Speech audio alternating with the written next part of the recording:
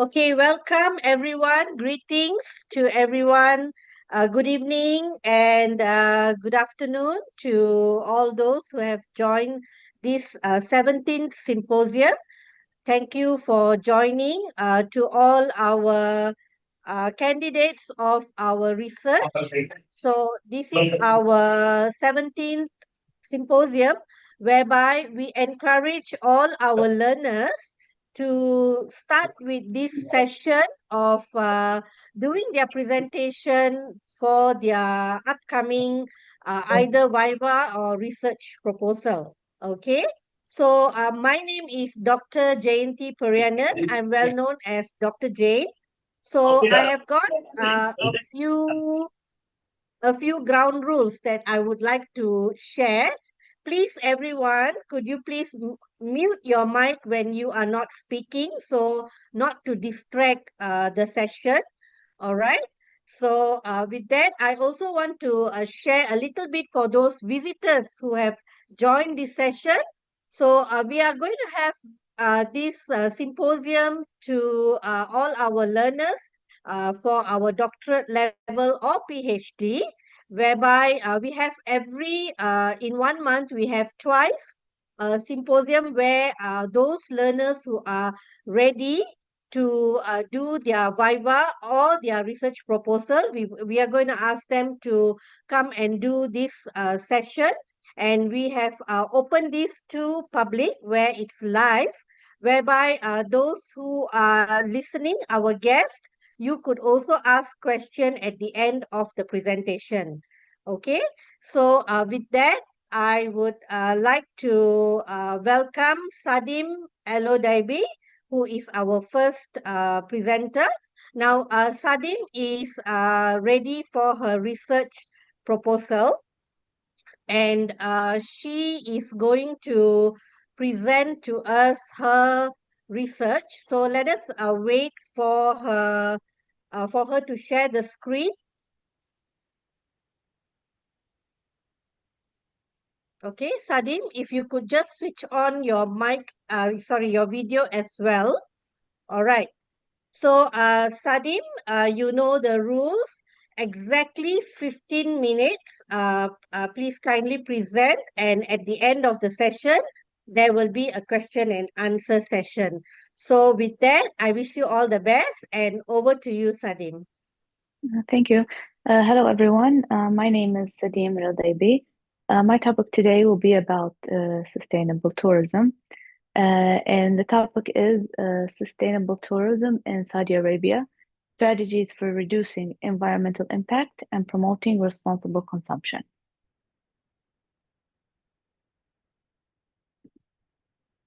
For the introduction, we have an overview. In the overview, I discussed this study discusses tourism in Saudi Arabia. As you might have known that in our new vision 2030 of the Kingdom of Saudi Arabia, it has been announced that they will start new tourism in Saudi Arabia, that they're promoting tourism in the kingdom. But this was something that is new. It wasn't been available previously. So there is not a lot of set strategies, policies, and procedures to go by in preparing tourism destinations or locations. So here in this research, I would like to study or research how to achieve sustainable tourism in Saudi Arabia and the Kingdom of Saudi Arabia, as well as sustainable heritage management. The reasons why, as I will discuss later on as well, the reasons why I would like to research this topic is to ensure sustainable tourism development processes and procedures that stakeholders and tourism industry could go by, that are specifically catered for the Kingdom of Saudi Arabia. Also, sustainable heritage management policies and action plans that are catered as well as for the Kingdom of Saudi Arabia.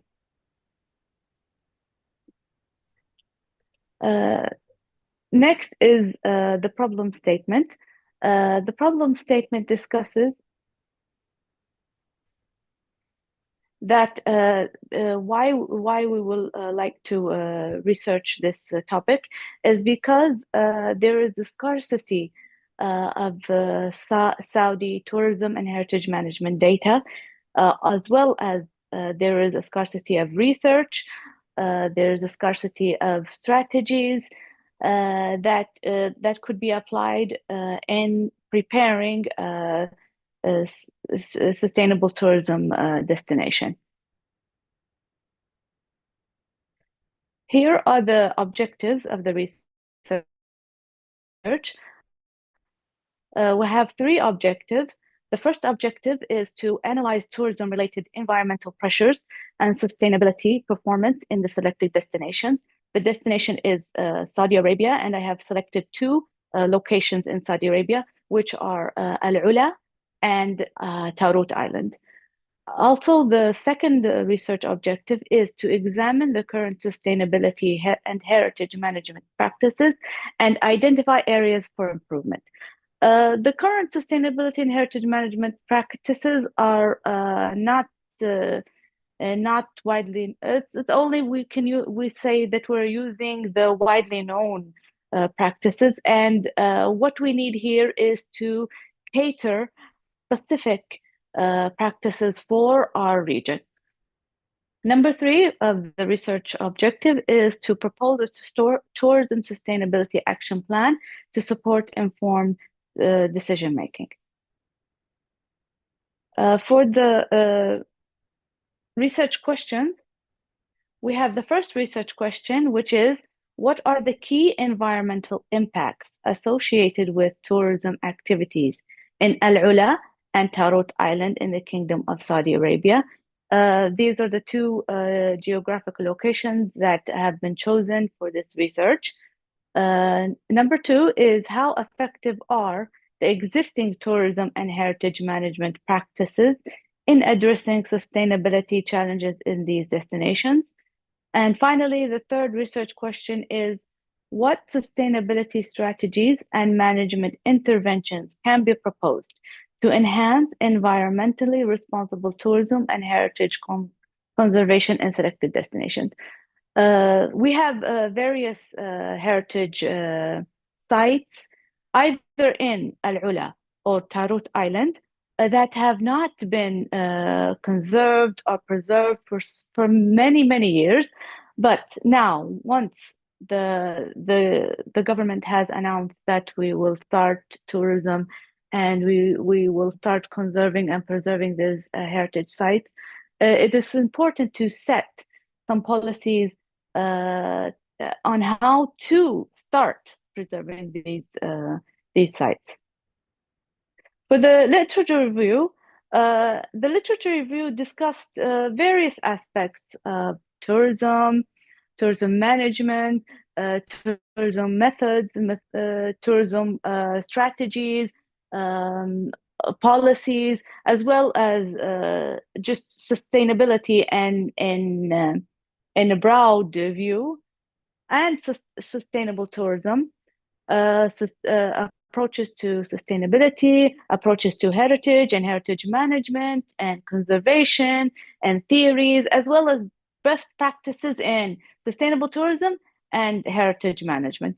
But as we will notice later on, that the destination, which is Saudi Arabia, doesn't have a precise, or we can say a catered theories or policies that could be a guideline for the stakeholders or the industries in Saudi Arabia.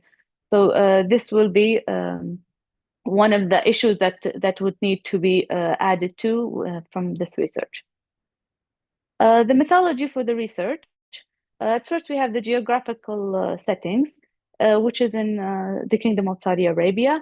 We have chosen two cities, two locations: Al-Ula city, which is in the northwestern of Saudi Arabia, the Kingdom of Saudi Arabia. You can see it here in the location. Also, Tarut Island in Saudi Arabia, which is located in the eastern province of the Kingdom of Saudi Arabia. For the design method, I have chosen the mixed method, the quantitative method, as well as the qualitative. For the qualitative method, I have chosen this design method has been chosen to understand behaviors, experiences, and preferences, attitudes of the respondents to cater specific policies, guidelines that will assist in providing more sustainable tourism strategies, as well as sustainable heritage management strategies. For the quantitative method, this has been chosen to gather and analyze numerical data to determine the relationships between these numerical data, to present forecasts of because as I have said before, the data, we have lack of data in tourism, so we need to forecast tourist flows to be able to accommodate them in our locations, our sites, hotels, as well as the heritage sites that they will be or might be visiting. For the sample population, I chosen 200 participants. This might be a minimum. It could be it's including the focus group discussion as well as the semi-structured interviews.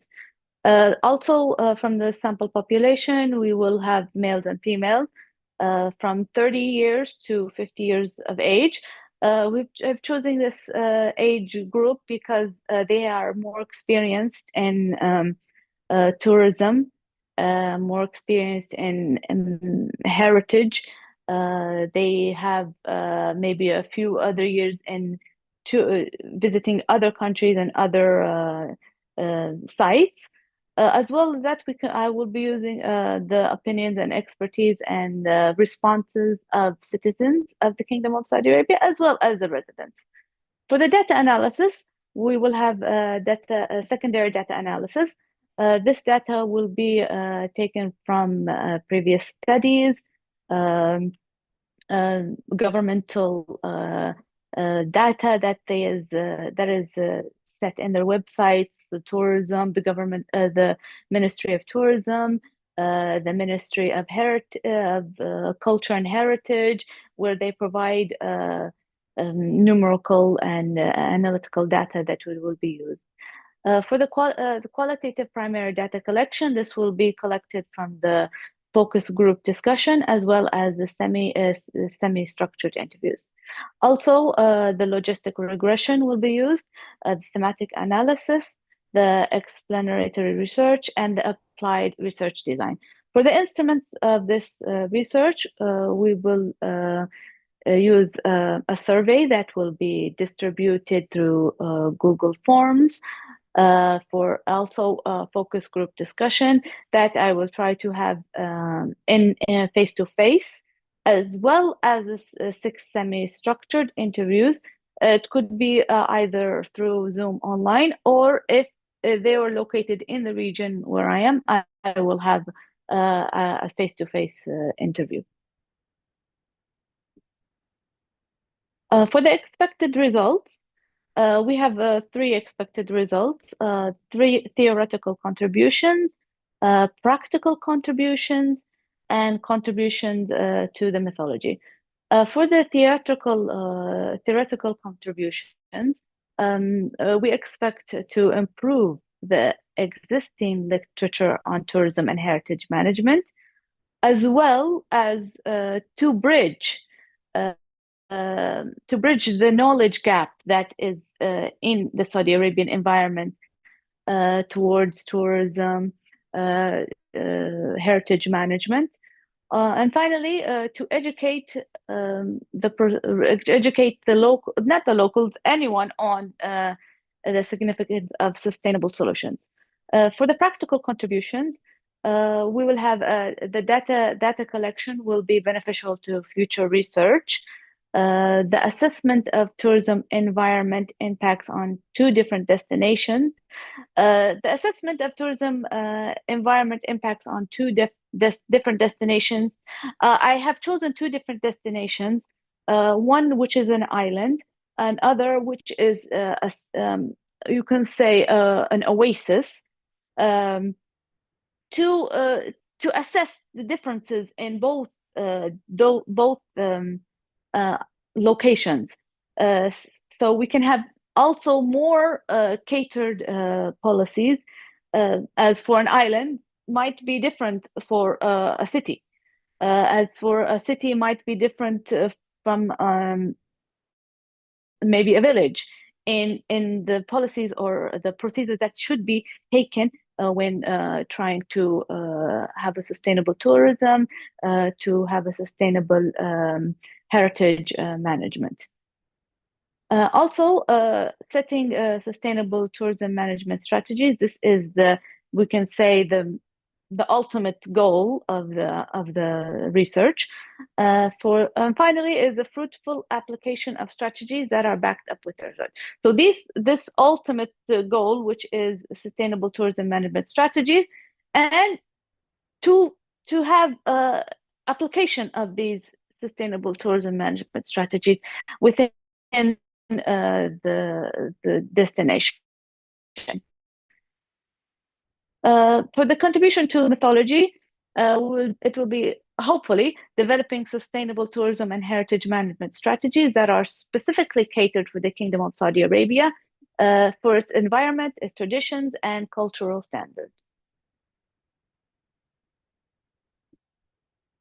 In conclusion, so this research will be conducted to contribute to the limited existing research on the topic of tourism in the Kingdom of Saudi Arabia.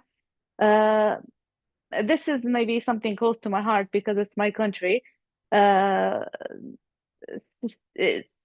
We don't want deterioration in our heritage, in our cultural sites and locations, as well as our holy sites and location.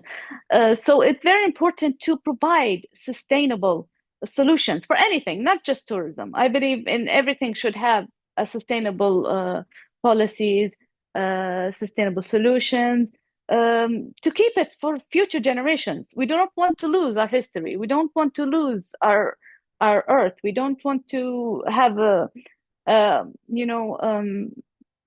toxic place for our future generations, for our children, for our grandchildren. So I believe this will be a very important topic, and hopefully it will provide policies that stakeholders in the sustainable tourism can be guided by. Finally, for the limitations and ethical considerations, of course, there is a time limitation. There is the funding constraints because I will be locating from my city to Al Ula, which is around 3 hours away by airplane, to have maybe some interviews. I would like to visit the historical sites, to have an overview of the place. I visited before, but now I will go with a new insight to check on the heritage sites. I will be visiting. We have also now in the kingdom a new ministry of Al Ula that is trying to develop Al Ula city. So that will be maybe funding constraints, a bit of funding constraints. Also, we have, as I said before, we have lack of data on tourism. We Okay, have maybe, Sadin, yes. I have to stop you here because you've taken 2 minutes additional. Oh, thank you, thank you. Oh, I'm Okay, very sorry. all right. Okay. So thank you, everyone. So finally, that's the end. If you have any Okay, questions. all right. So, thank you very much, Sadim, for that very interesting topic and research that you plan to do. So, I'd like to open this session to the floor. Anyone who have any comments regarding Sadim's presentation, or you have any question to clarify about the research that Sadim is planning to do. Yes, So I you have a may, question. yes, Lauren, go ahead. She says 200 participants and she has only 6 semi-structured interviews. I mean, Over if to you you, had Sadim. 200, she has 200 participants and only 6 semi-structured interviews. Yes. What's the question? Yeah, the question is why 6 semi-structured interviews when you have 200 participants? It should be a ratio of 10%. The 200 is for the survey, Yes, and I not agree. including. But for the semi-structured, because I will have experts in tourism, local experts. We have, mm, we have a lack of local experts in tourism and heritage management. I will hope to find more, but from now, what I found on the 2 cities that I will be researching are a few. So that's the reason why I put 6 semi-structured. Oh, I was under the impression that if you have 200 participants, it should be like a 10%. Interview should be about 10% of the total number of participants. Mm. Anyway, it's your choice and the supervisor's decision. Okay, thank you. Welcome. Lorraine, thank you so much for that comment. So perhaps, Sadim, you want to discuss with your supervisor just to take that comment and see Yes, sure. whether, yeah, whether you want to do that. So I'd like to open the floor to one more question. Anyone else have any other questions or any comments? Hey, Dr. Jane? Yes. Yes. Okay. So, Sadim, first of all, I would like to say that all our hearts with you and with your country and all the people in Middle East for what's going on now. We wish Thank everyone you. will be safe. Okay. Thank you, So Dr. this is Rana. Thank just you. to convey also the message from the management that we are with all our learners around the globe, especially with what's going on now in Middle East. We all with you in case any one of you have any difficulties to access our services or anything, please like always reach out to us. We are always there to support. Okay. So Okay, this is thank you. first. Now let's go to your research. Sadim, can you show me your research question, your research objectives?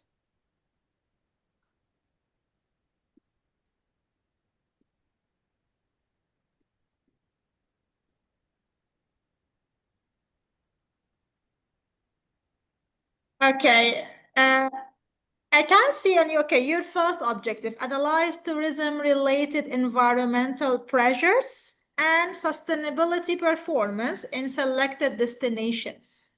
So Mm. Sadim, this objective itself is 2 objectives together. You're mixing them in one objective.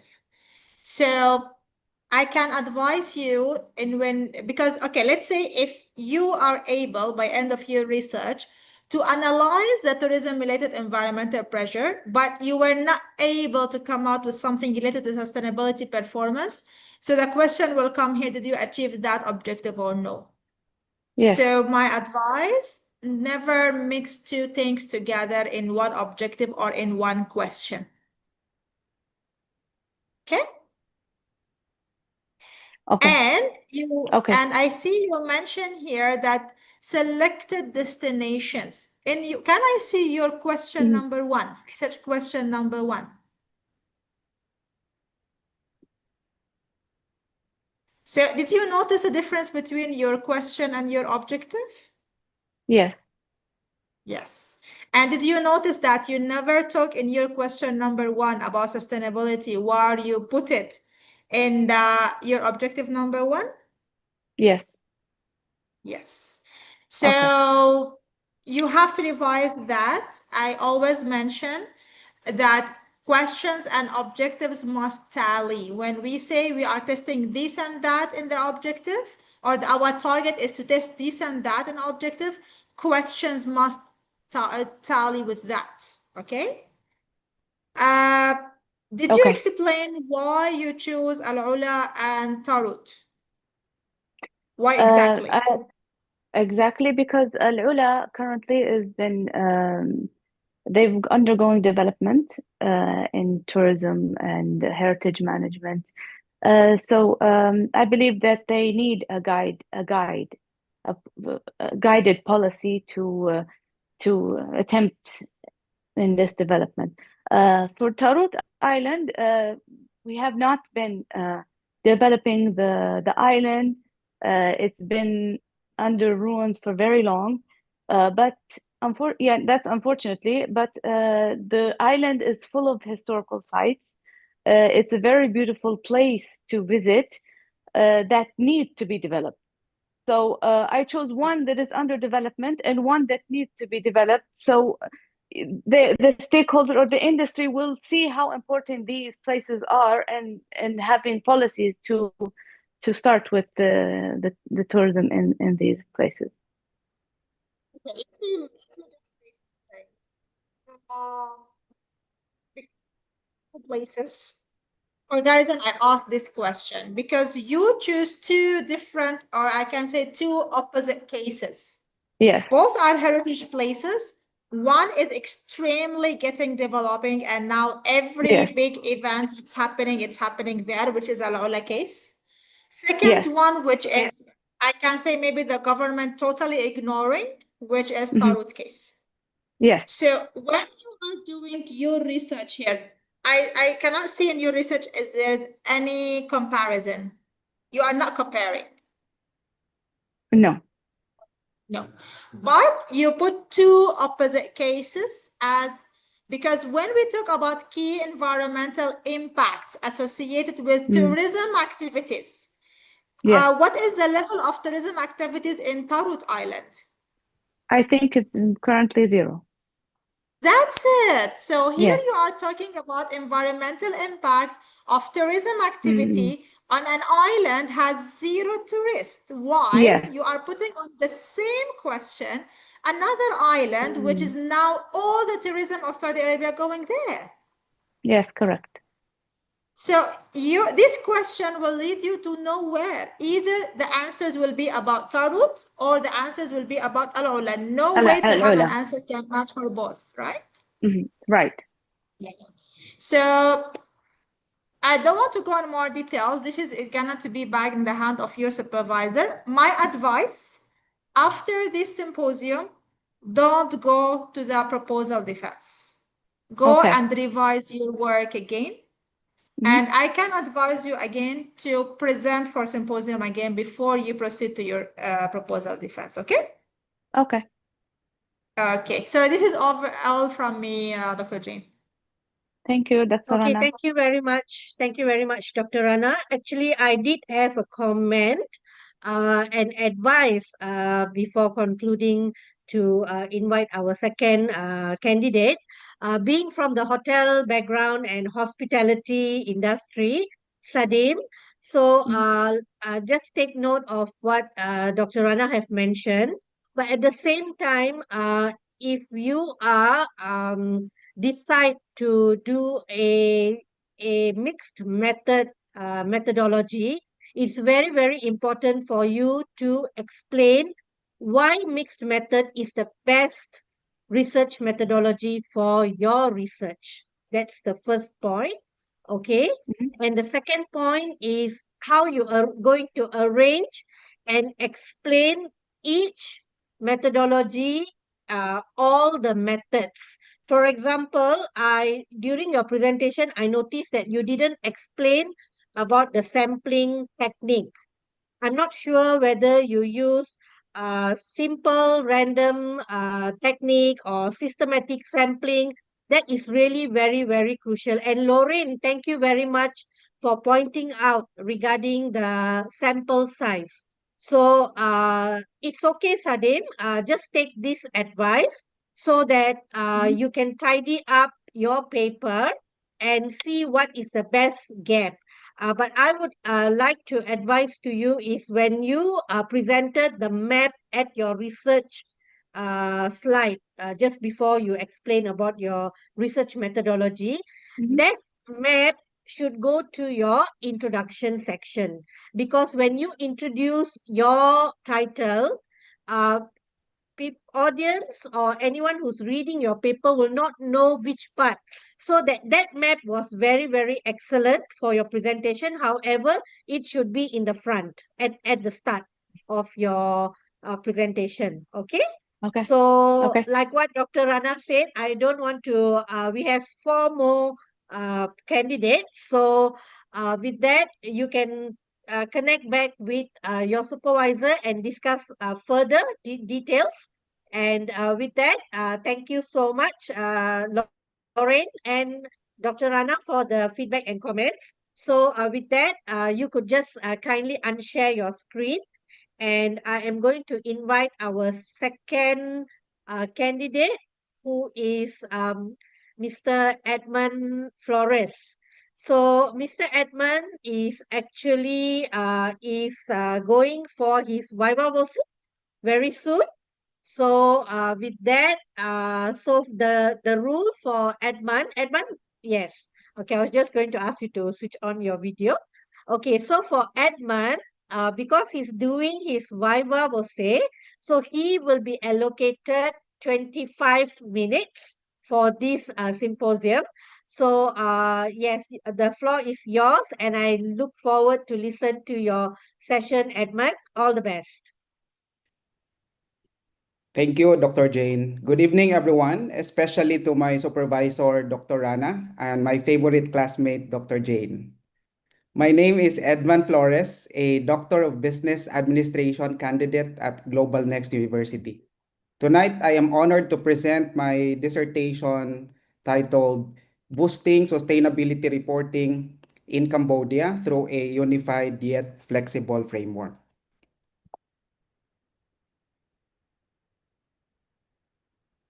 My presentation tonight will follow this roadmap. I will begin with the research context and the core problem, followed by the theoretical foundations and the three core paradoxes I identified. I will then detail the three-phase mixed methods research design and present the key findings and empirical validation.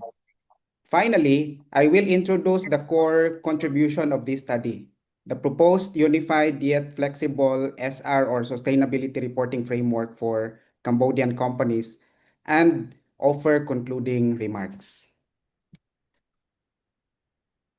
This research addresses the regulatory vacuum hindering effective SR in Cambodia. Through a three-phased mixed methods research design, the study identifies three systemic hurdles: the standardization paradox, the expertise gap, and the engagement paradox.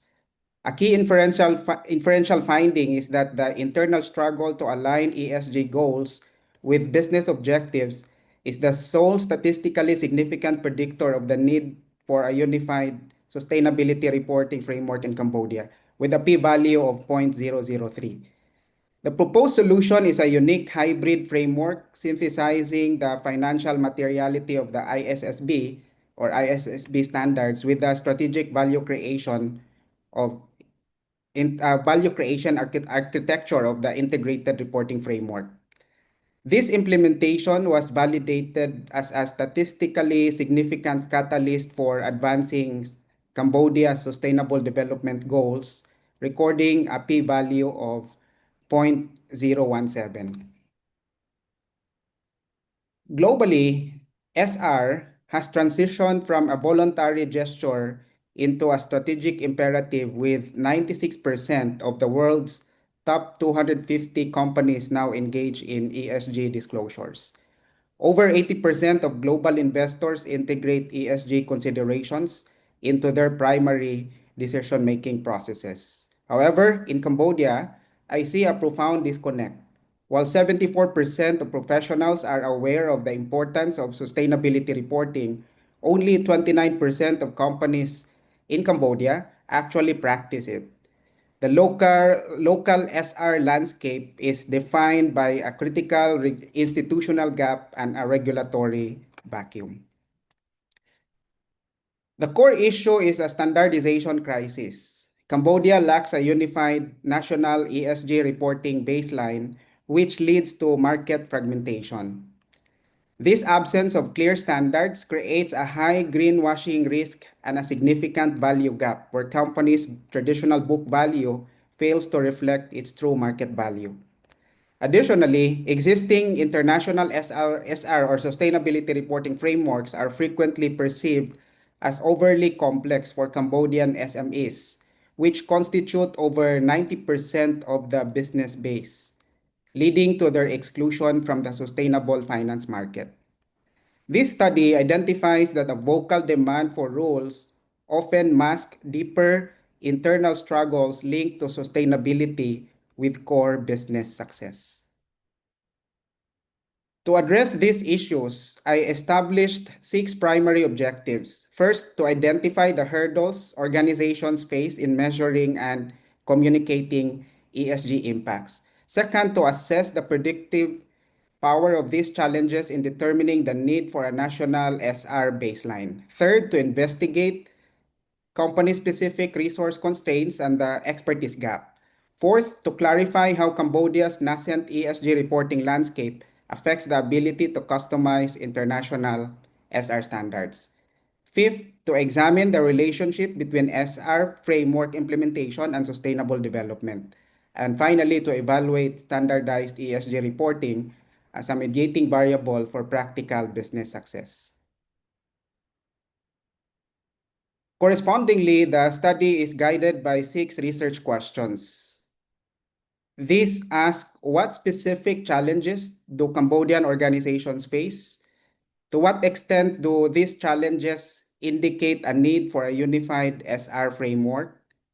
What context-specific requirements shape the SR framework's relevance? How do local socio-economic and regulatory characteristics complicate SR framework customization?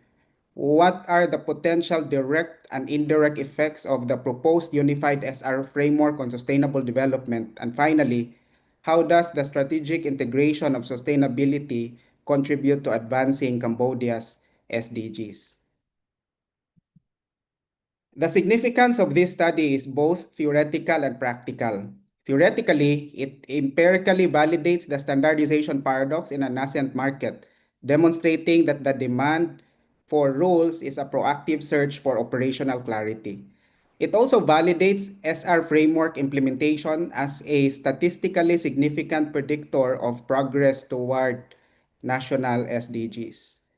Practically, this research develops a hybrid ISSB IR framework specifically for Cambodian economic realities. It functions as a pedagogical benchmark to help the workforce transition from theory to execution and serves as a tool to narrow the value gap for international investors.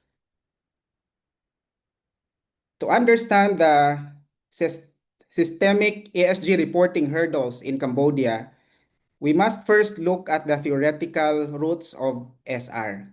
My research is grounded in signaling theory, which views reporting as a device to reduce information asymmetry between internal company insiders and external international investors.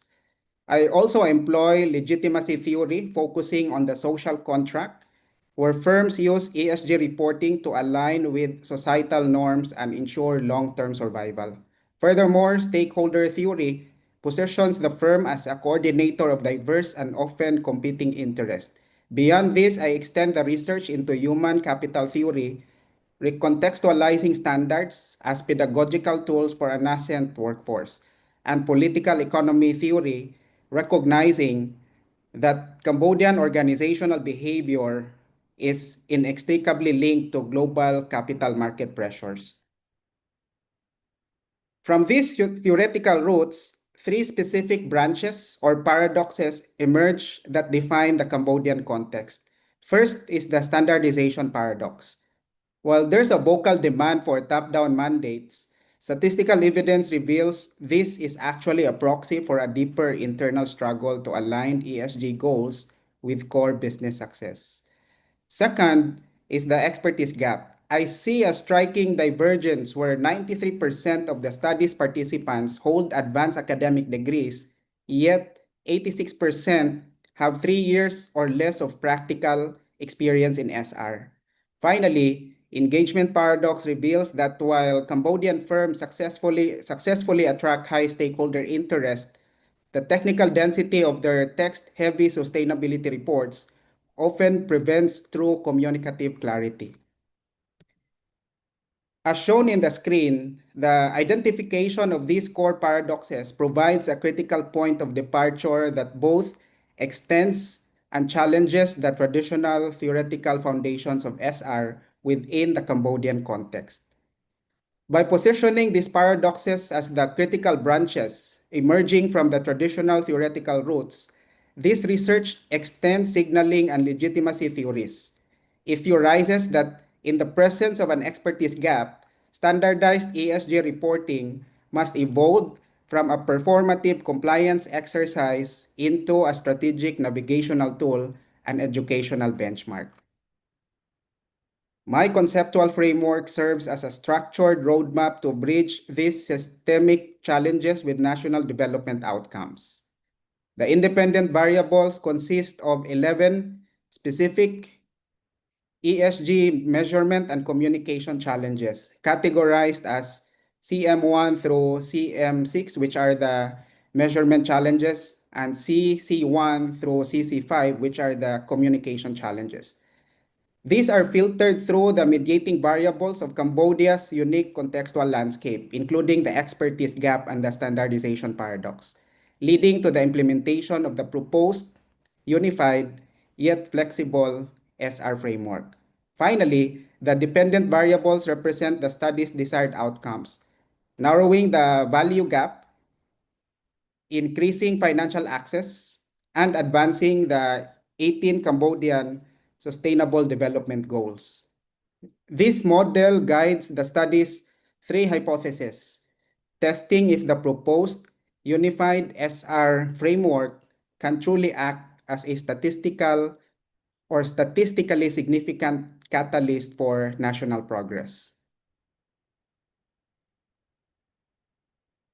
To address the multifaceted complexities of Cambodia's emerging ESG reporting landscape, this study adopts a three-phase mixed methods research design. This approach ensures a holistic perspective by integrating both quantitative stakeholder insights and qualitative comparative analysis of international SR frameworks. Phase 1 involves stakeholder surveys using structured bilingual questionnaires to empirically validate existing paradoxes. Phase 2 entails a systematic qualitative content analysis of 6 preeminent global SR standards, such as the GRI, SASB, IR, ESRS, TCFD, and the ISSB standards, to judge their suitability for a nascent market like Cambodia. Finally, Phase 3 synthesizes this local empirical data and international best practices into a context-sensitive, unified SR framework. My sampling strategy was designed to target information-rich cases through purposive non-probability sampling. Participants were drawn from 5 key sectors: the corporate sector, public institutions, academic institutions, professional networks, and financial institutions. To ensure statistical rigor, the sample size was determined using Cochrane's formula for unknown populations, which established a minimum threshold of 96 respondents. I am pleased to report that the study successfully obtained 118 valid responses, exceeding this requirement and providing a robust basis for inference and findings. Data analysis was conducted using a bifurcated approach within the Jamovi statistical software. First, descriptive statistics were used to granularly rank 11 specific ESG reporting hurdles. Second, inferential modeling, specifically multiple and simple regression, was employed to test the predictive power of my hypothesis regarding the standardization paradox, contextual factors, and catalyst for sustainable development. To maintain high standards of reliability, I applied diagnostic checks for multicollinearity, ensuring all variance inflation factor values remain below 10 and tolerance levels are above zero point 0.10. Concurrently, the global SR frameworks were evaluated against 5 fittingness parameters: proportionality, implementation cost, pedagogical utility, strategic connectivity, and gap compatibility. Navigating Cambodia's culture of secrecy in the business community required a foundation of relational ethics and professional trust. I leveraged my positionality as a CPA and a professor of accounting in one of Cambodia's most reputable higher education institutions to establish rapport and gain access to specialized professional networks. Ethical rigor was maintained through strict informed consent, total participant anonymity, and the use of bilingual instruments that underwent back translation to ensure conceptual equivalence in both Khmer and English. Finally, I practiced reflexivity to mitigate potential bias, intentionally incorporating the strategic architecture of the IR framework to ensure the proposed unified SR framework moved beyond a purely compliance-oriented lens. Moving to the study's descriptive statistics, I see a clear structural vacuum defined by a lack of standardized ESG reporting frameworks, which practitioners ranked as their primary hurdle with a mean score of 4.48 out of 5. Furthermore, there's a near universal agreement that quantifying and monetizing ESG impacts remains a persistent technical struggle, recording the lowest variance in the entire dataset at 0.220. These findings confirm that Cambodian professionals view the current institutional gap not just as an administrative inconvenience, but as a source of persistent operational confusion. Consequently, there's a broad professional mandate to transition from voluntary disclosures toward a unified national ESG reporting baseline that provides clear measurement protocols. In terms of communicating ESG impacts, the lack of standardized ESG reporting formats and the absence of regulatory requirements were identified as the most severe barriers.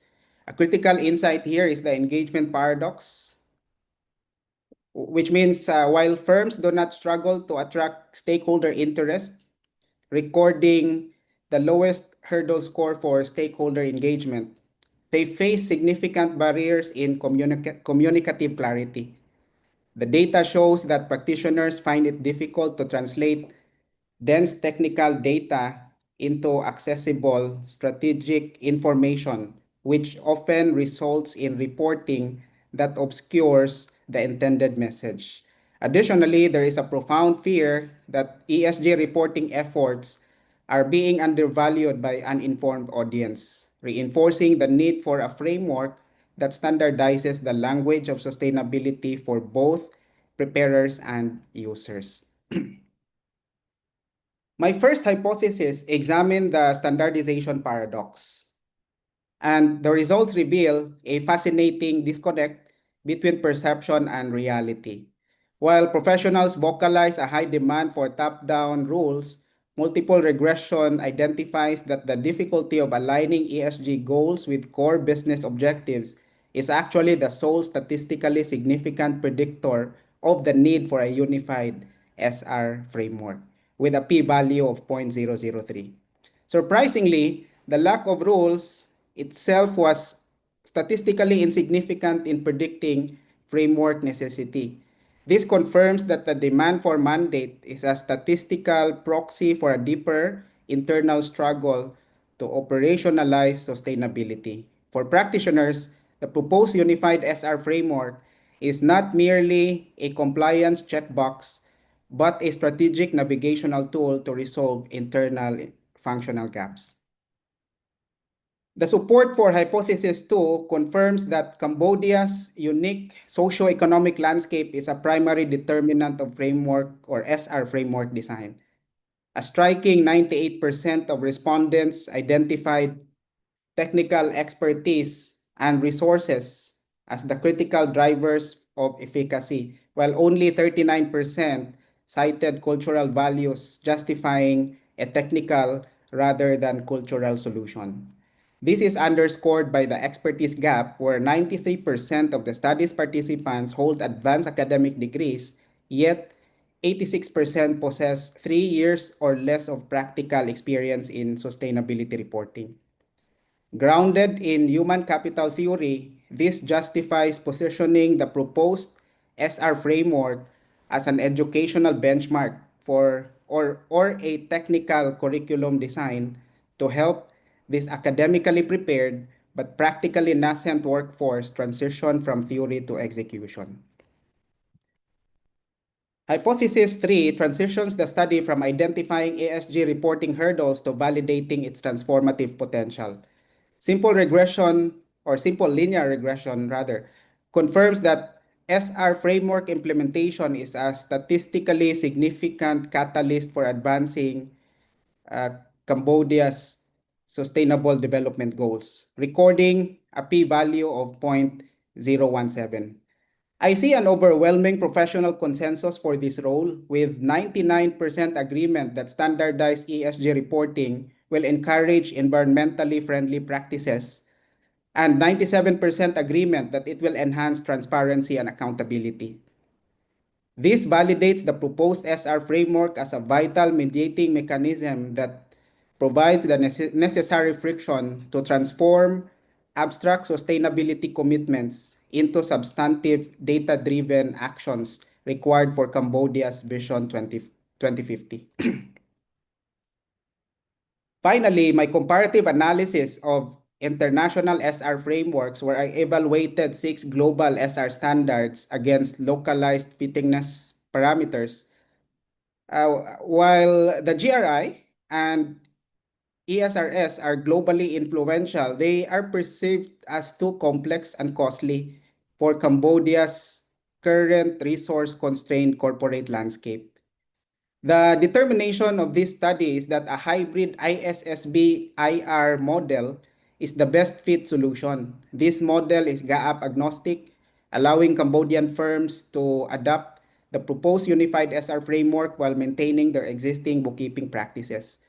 By synthesizing the financial materiality of ISSB with the 6 capitals of IR framework, this hybrid approach provides the strategic connectivity required to bridge the national value gap and attract institutional or international sustainable financing. I now present the core contribution of this study, the unified yet flexible sustainability reporting framework for Cambodian companies. This model is a unique hybrid model that synthesizes the 4 technical pillars of the ISSB: governance, strategy, risk management, and metrics and targets, with the 6 capitals of the IR framework. By balancing global technical rigor with localized flexibility, this proposed unified SR framework provides a context-sensitive baseline that reduces the market fragmentation currently hindering Cambodia's emerging ESG landscape. To ensure feasibility, the proposed SR framework incorporates several strategic safeguards. First, it is GAAP agnostic, allowing firms to maintain their existing bookkeeping practices while adopting the unified SR framework. Furthermore, it utilizes the principle of proportionality, which acknowledges that the depth of analysis must match an entity's resources. For resource-constrained SMEs, I propose a phased implementation path, allowing them to begin with qualitative scenario narratives before progressing to complex quantitative modeling as their capacity matures. Recognizing that 86.44% of the study's participants have 3 years or less of practical SR experience, This proposed SR framework is designed as a technical curriculum rather than a mere compliance checklist. It serves as a national pedagogical benchmark to bridge the expertise gap by standardizing the language of sustainability across key sectors in Cambodia. By providing a shared sustainability dictionary, the proposed SR framework enables the reproduction of professional sustainability accounting capital within the Cambodia's nascent workforce. A primary target of this research is narrowing the value gap, the discrepancy between traditional book value and true market value. Traditional financial statements often overlook intangible drivers like stakeholder trust and natural resource dependencies. By utilizing the IR Framework 6 capitals, Cambodian managers can now quantify these hidden drivers of success. Grounded in signaling theory, this standardized ESG reporting acts as a credible device to reduce information asymmetry and demonstrate management quality to international investors. This study offers significant theoretical contributions. It empirically validates the standardization paradox, confirming that the demand for rules is actually a proactive search of internal operational clarity. Regression analysis identifies the difficulty of aligning ESG with business goals as the sole significant predictor of SR framework necessity with a p-value of 0.003. Furthermore, the study refines the stakeholder theory by shifting the focus from reactive pressure management toward the proactive coordination of diverse internal interests. My recommendations are twofold. For business leaders, sustainability must move from symbolic legitimacy toward substantive accountability, embedded into core governance and perhaps ERP systems. For policymakers, I urge the Royal Government of Cambodia to hardwire standardized SR into the Pentagonal Strategy Phase 1. Additionally, firms should explicitly factor sustainability KPIs into the remuneration policies for boards and senior executives to signal a serious commitment to long-term value creation. While rigorous, this study has limitations. The cross-sectional design captures only a temporal snapshot of an evolving landscape. The reliance on purposive sampling within professional networks may overrepresent the perspectives of accountants and consultants. Additionally, the prevailing culture of secrecy in Cambodia's business community may have introduced a response bias toward formalistic or socially desirable answers. Finally, the regression models yielded low R-squared values, indicating that corporate behavior is heavily influenced by latent external drivers like global market pressures. To build on these findings, I suggest several avenues for future research. First, longitudinal assessments are needed to track framework adoption and its success in resolving operational struggles over time. Second, research should explore sector-specific tailoring for high-impact Cambodian industries such as garments, agriculture, and tourism. Finally, shifting the lens from the preparer to the user, inquiries into stakeholder literacy would help determine which specific metrics international and local investors prioritize when assessing Cambodian enterprise value. In conclusion, standardized sustainability reporting is the vital engine required to transform Cambodian organizations from empty words toward evidence-based sustainability practice. This research establishes that a unified sustainability reporting framework is a statistically significant catalyst for Cambodia's sustainable development goals. By standardizing the communication of value creation, we bridge the national gap and ensure prosperity for all generations, advancing the Kingdom of Cambodia toward its Vision 2050 goal of becoming a high-income, sustainable economy.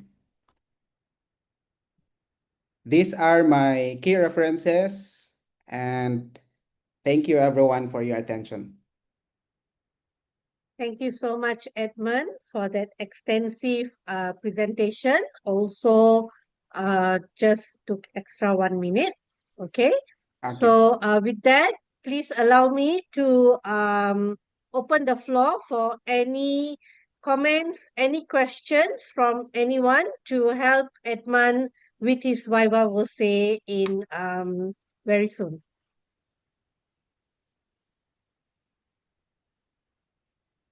Anyone?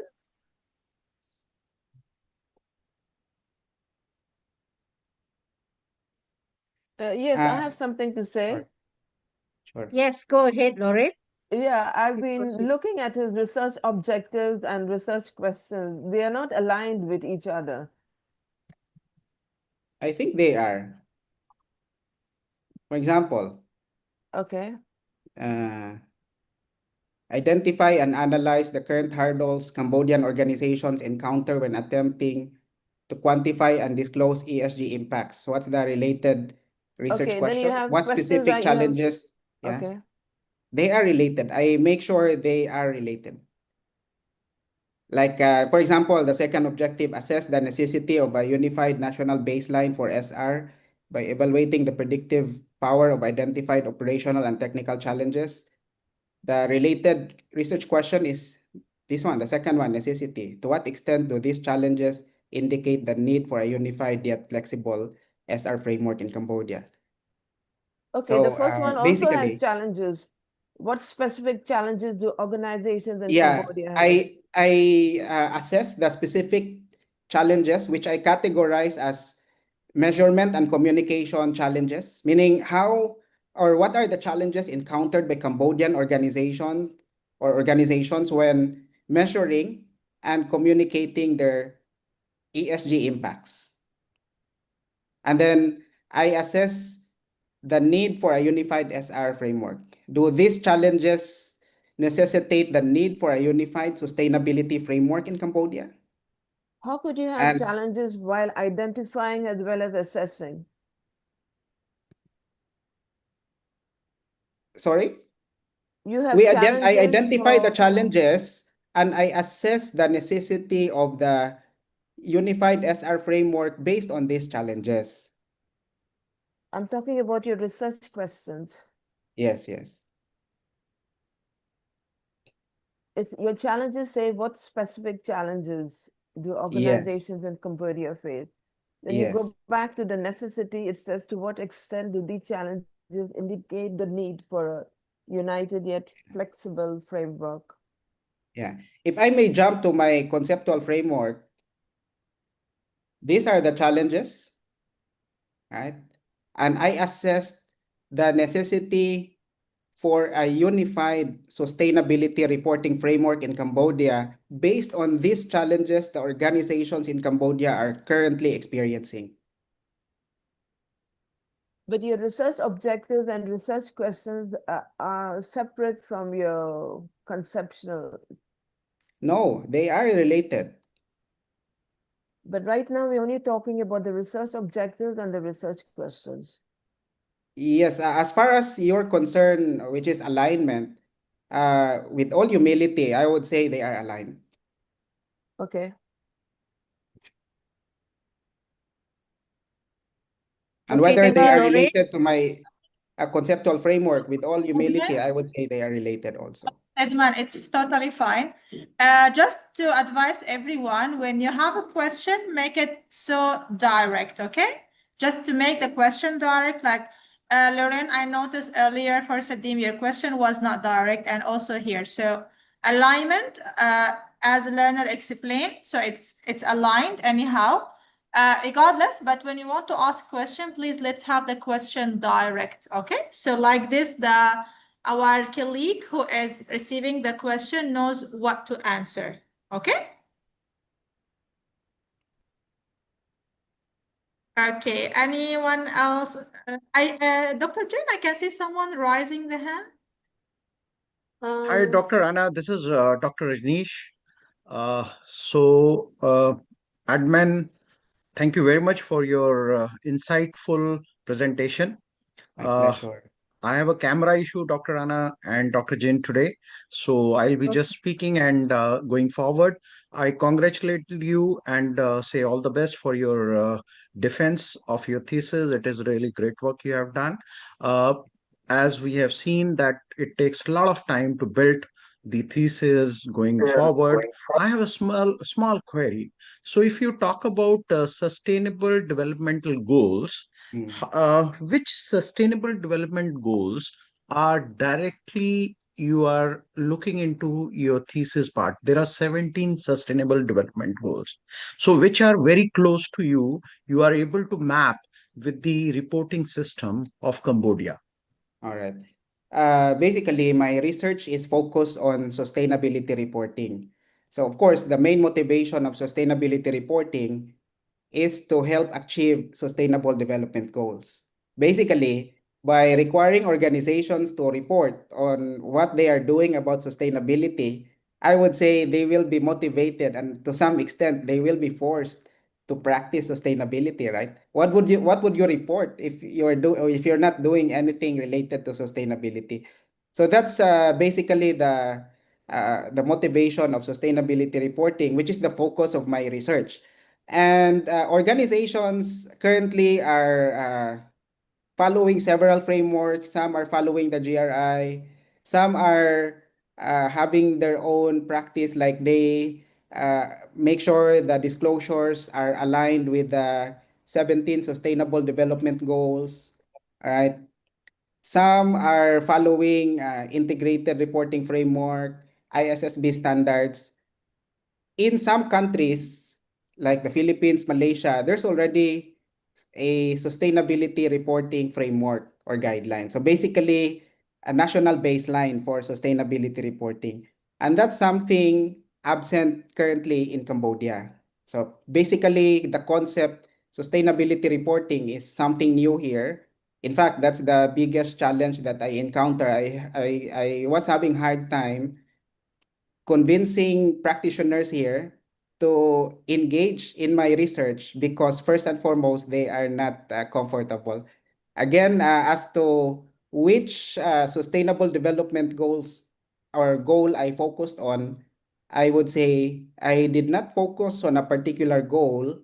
Instead, I would say sustainability reporting should be linked to the United Nations Sustainable Development Goals. If possible, organizations should not just, let's say, comply with standards like the GRI or the IFRS sustainability reporting standards, but internally, they should also make sure that their practices, as well as the ultimate disclosures of their sustainability practices, are linked to the 17 Sustainable Development Goals of the United Nations.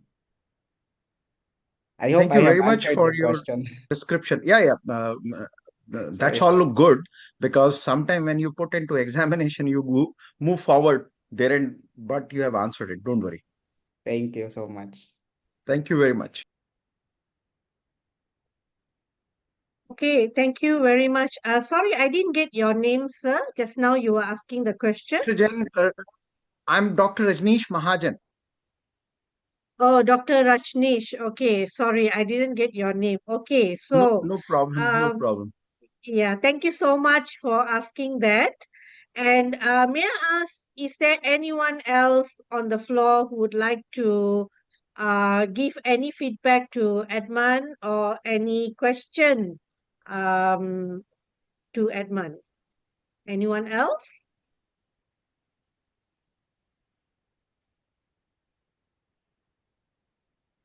Edmund, it's a Oh, proud moment. You are going forward for defense, and it is really nice. The supervisor has moved forward with you to reach to that level.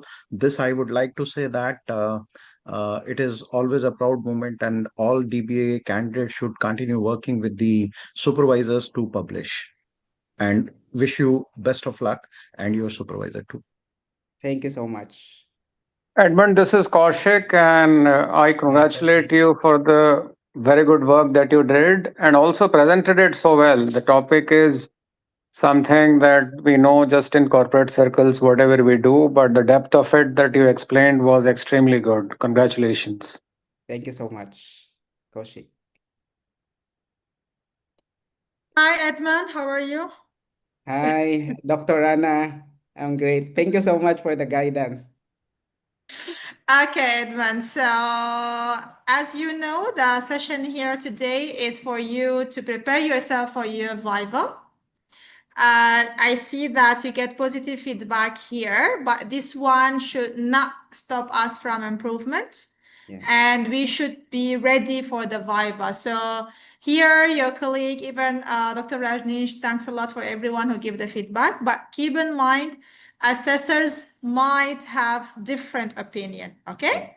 So when we are presenting to our assessors, first, we should be aware of what we are saying when they ask questions. And this is advice to everyone, okay? Not only to admin. First, we should be aware of what we are saying. Sometimes saying extra than what we know put us in more troubles.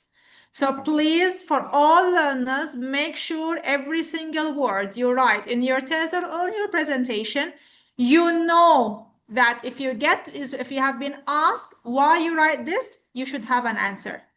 I know sometimes we write a lot of things just to get the 60,000 words. I get it a lot from some learners, how to get the 60,000 words. And also Edmund was one of them, how I can get this one of number of words. I still remember also another learner saying, how I can get 60,000 words. We must get it, but we should know every single word we are writing.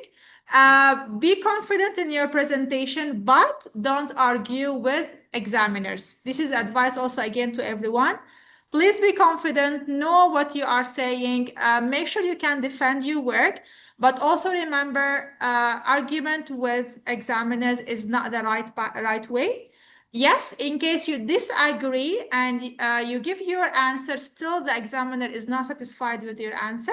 So there is no harm to say, yes, we will take that into consideration in discussion with my supervisor. That's it. So this is also advice to everyone, guys. Please, let's have that in mind because at the end is a process we have to go through. And not all the academicians, they always have the similar opinion. So having disagreement, having different opinions is very normal. It's a process for us to relearn that in everything there is black, there is white, and there is a gray color also. So all the best, Edmund, for your Thank you, Viva. Dr. Anna. Thank you. Yeah, I'm back to you, Dr. Jane. Thank you so much, Edmund. That was a very well presentation and very well explanation for those questions. So I really wish you best. So right now, I would like to pause just a few seconds here. If Edmund, if you could kindly unshare your screen. And here I would like to welcome and invite everyone to switch on your camera so that we can take a quick snapshot of all of you who are here even at this time. Very motivating to see everyone in this session where you are participating and also contributing to our learners. So with that, uh, perhaps I can invite you or encourage you to switch on your camera for all those who have already switched on. Thank you so much. Excuse And me, anyone else? Yes, uh, Dr. Yes, Alex. Dr. Jen, they're gonna be yes, Sukanto have to present for the next one, right? Are we taking yes, yes. Sukanto okay. will be Yeah, the next. first, I let's just have the want to take picture a first, photo. then you will I just continue. want to take a photo. Okay, sorry. I thought it So, was closing. No. no. We still have 3 more. So I thought Okay. I wanted to just take a snap of everyone. Thank you so much for switching on your camera. Let's make this as an event. And yeah, thank you. Anyone else want to switch on your camera? Let's smile for the camera and yeah, capture this moment. Okay? So everyone, please look at the camera at count of 1, 2, 3. Smile. Okay, very well done. I've taken that snap. Thank you so much. Thank you so much for your support. So with that, of course, Dr. Alex, your student, Sukanto Aich, if you could just share your screen. You are next on the list to do your presentation. You will be doing your proposal defense. Okay, just yes, all right. So, Dr. Sukanto, Jane, can I interrupt just yes, before Sukanto start? I believe after Sukanto, we have Takishi also, right? yes. The list. Okay. After So Sukanto is while Takeshi. so while Sukanto is doing his presentation, Takishi, you are required to go check for our virtual background to put it for your presentation. This is a requirement for presentation, okay? Okay, Takishi? Yes. Yeah, you are required while now Sukanto doing his presentation. Please Okay. go, our virtual background is available in the elements, so please go put it until it's your turn to present. So you mean that some points I should explain, or No, I'm you saying to change your background, your camera background. Oh, yeah, Okay? yeah, yeah, yeah. To use the virtual Is there background of the any university. way? I think that it's a coding it bit. Anyhow, you can find it in the LMS, okay? So let's go Okay. back to Sukanto. Thank you. Okay. Okay. Okay, Sukanto. So Sukanto is going to do his proposal defense, which means that Sukanto, you have exactly 15 minutes to do your presentation. So I wish you all the best. Over to you now. Thank you, Dr. Jain, and Edmund, congratulations on the great research and the presentation. As you heard, this is a presentation for the research proposal defense, and the research is titled Strategic Fit and Sustainable Social Performance, Navigating Dual Logics in Indian Social Enterprises. Some of these terms could be new to many people. So the first part of the agenda would be the introduction part, where we will talk about what are social enterprises, what are their challenges, what are some of the research gaps, which of course leads to the research justification objectives and research questions. We will spend a larger amount of time on the literature review because this study that we are doing, the conceptual framing, for example, the construct development, the methodological choices are all grounded in established foundational research which has already happened in this area. So we will explain how those key concepts and construct have been built, the theoretical framework used to identify the relationship between them, and of course, what is the hypothesis and the conceptual framework that we are proposing. We'll spend a bit of time in the end on the methodology to specifically focus on the choices that we have made, and we will finish with the contributions and hope we can leave some time for the questions. Sorry. So, what are social enterprises? Social enterprises are businesses with the social value creation as their primary goal while they follow a commercial structure to achieve financial sustenance. So, if you look at the spectrum, there's a market end where there are for profit organizations who are working mainly for profit but today have some social goals. And at the other end are social institutions like NGOs, etc., who are primarily focused on social but depends on grants and commissions to be able to do their sustenance. Social enterprises are in the middle and they take different forms like cooperatives, microfinance organizations. The most popular one that you might heard about is the Grameen Bank in Bangladesh, which is a microfinance social enterprises.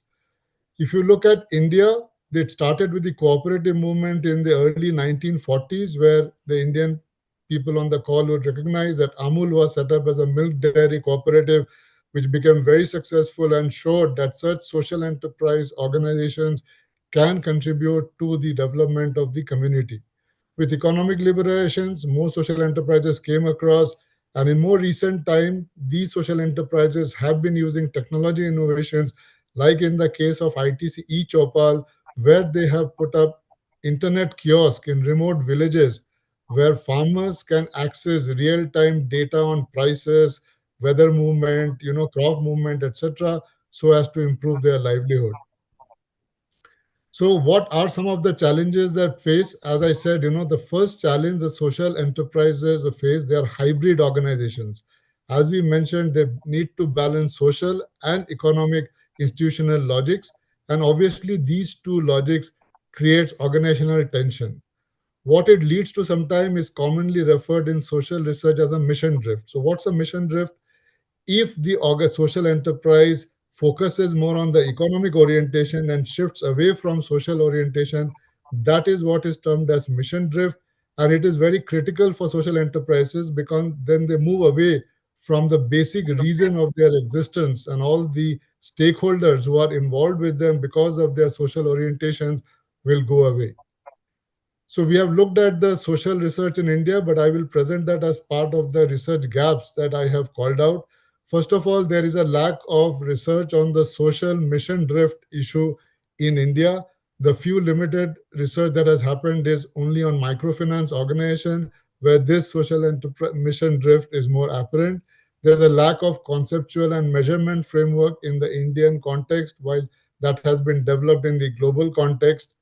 Contextually, most of these researchers have done single or multi case study focused, and it is not across multiple sectors, as some of these researchers have pointed out.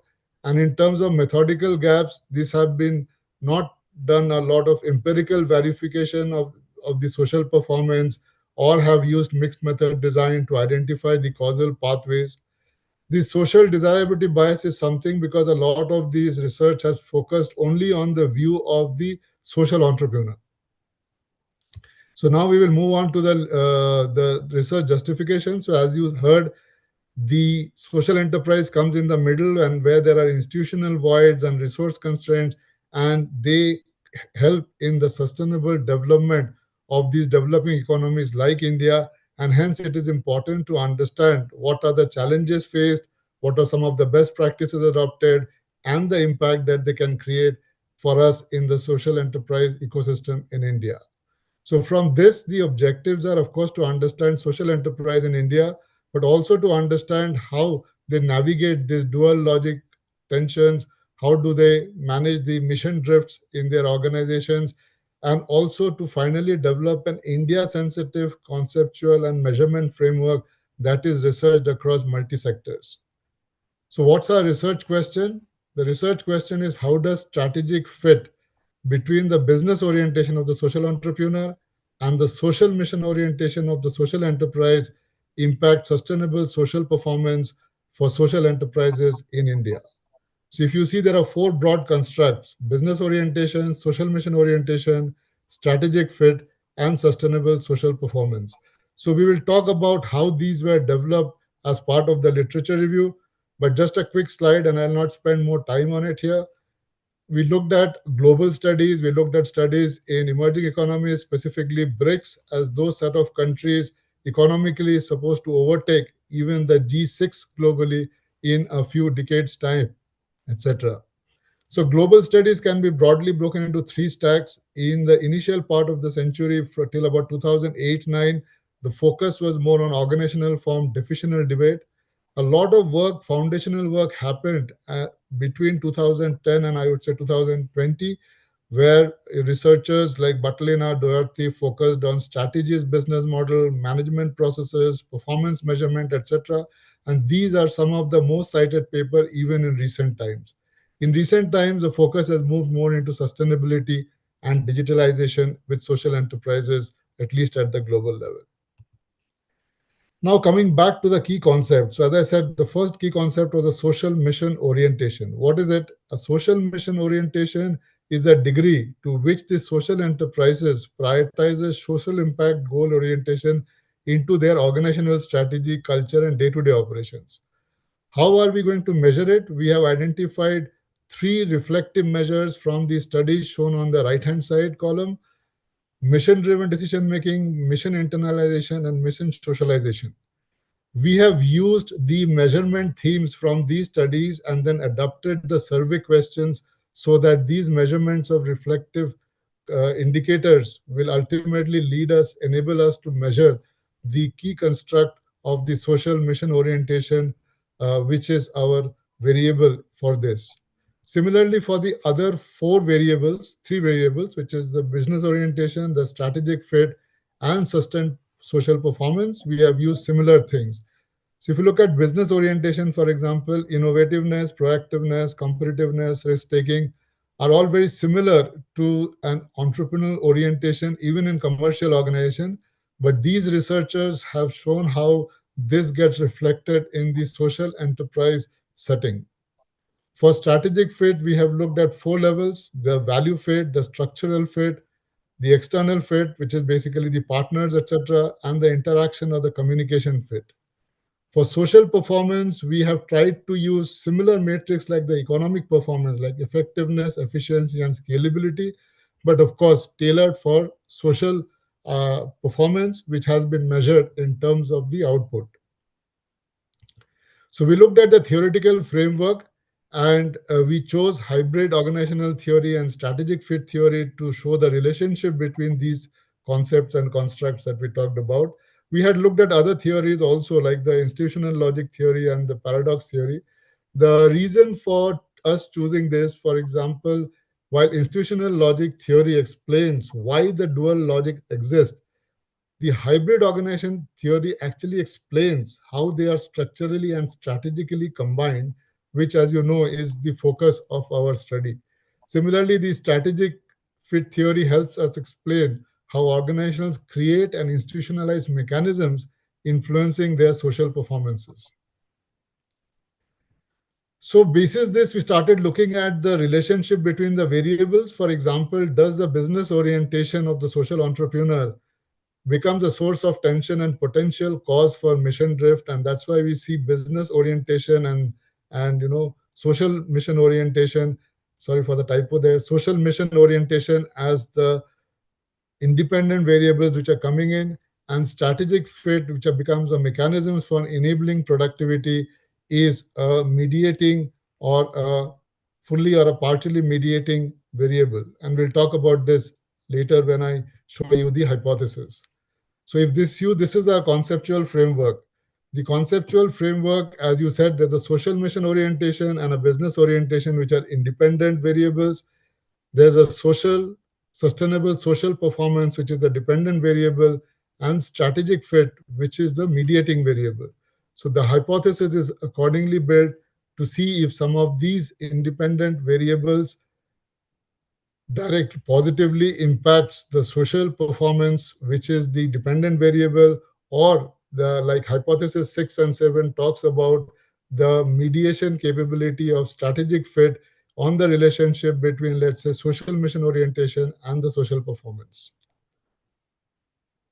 So now we'll talk briefly about the methodology to how we will make and measure these whole thing, and get into the analysis after doing.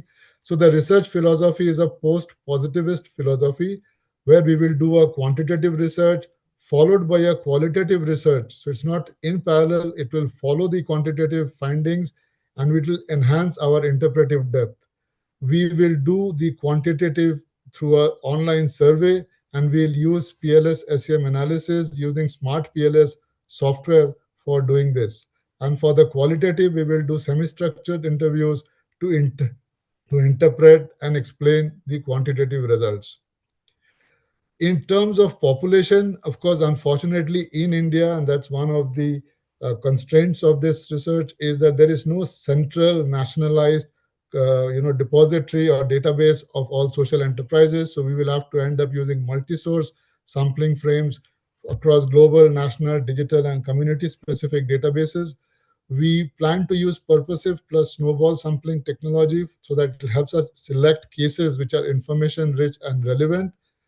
In terms of sample size, we are using the 10 times hair rule, which says that it should be a minimum number of 140. We said we will target a minimum 150 usable responses. Here the units are social enterprises. And as I said, given the problem of not having a single consolidated data source, this might be a challenge in our research, but this is what we are going to target through our survey in the quantitative part. For the qualitative part, we plan to do 15 semi-structured interviews, as we mentioned, to triangulate the results to enhance our interpretive depth of the findings. So research instruments, as I already explained the question, so I will not go there. We will use a 5-point Likert scale, with 1 being the strongly disagree to 5 being strongly agree. We in India, we need to also do the back translation procedure for the questionnaire because, we have different languages and the understanding of English is not great. The operationalization of the variables through the reflective measures have already been discussed, and it is summarized in the table here.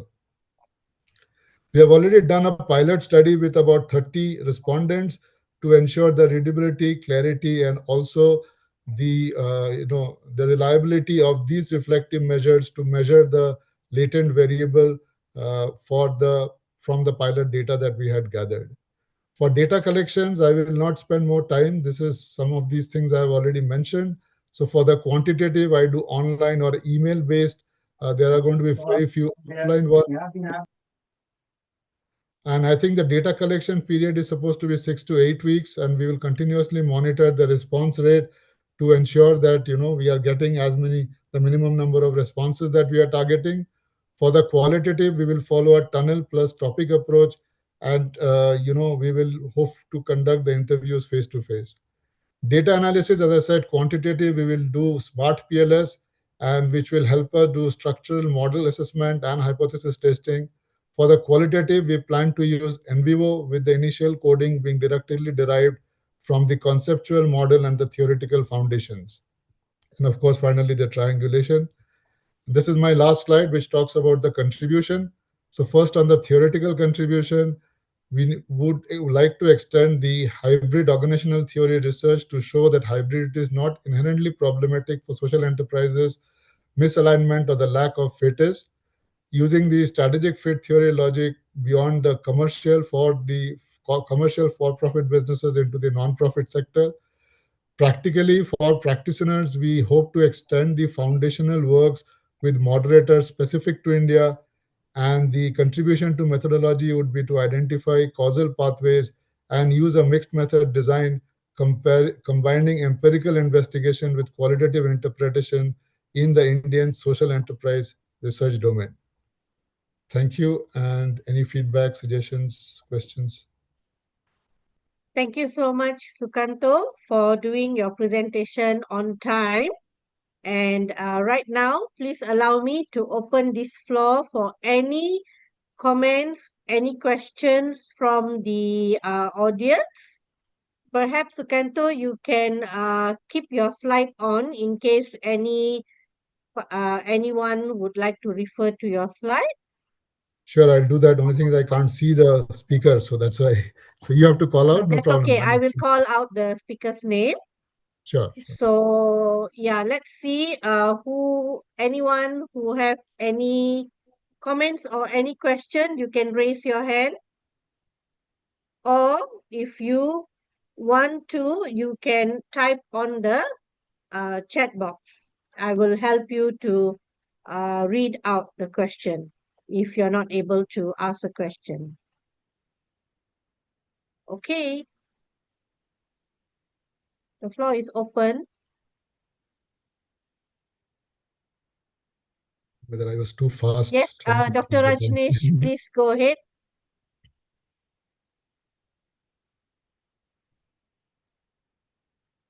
Dr. Rajneesh, you can switch on your mic and you can ask or give a comment. So Thank you. thanks, Dr. Jain. Thank you very much, Sukanto, for presenting a crisp presentation. I have one question. As you have talked about that you are going for smart PLS and you are targeting 140 responses, if I am not wrong. 150, I said, yes. 150. Okay. So do you think you are able to get the appropriate results with respect to CFA from 150 targeted responses? Yes, I think, when I looked at the smart PLS, I actually used it even for the pilot study. I think it is possible to get the results from there. Actually, for I have smart, little bit apprehensions.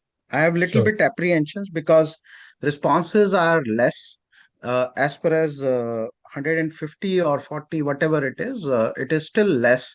As you indicated, reflexes indicator 140 responses and minimum 150 usable responses. But still, my suggestion is if you can move forward with the more number of responses, because this is our experience that when you have less than 250 responses, there are chances that certain parameters may not give you a right kind of a reliability in testing. So this is just a small suggestion.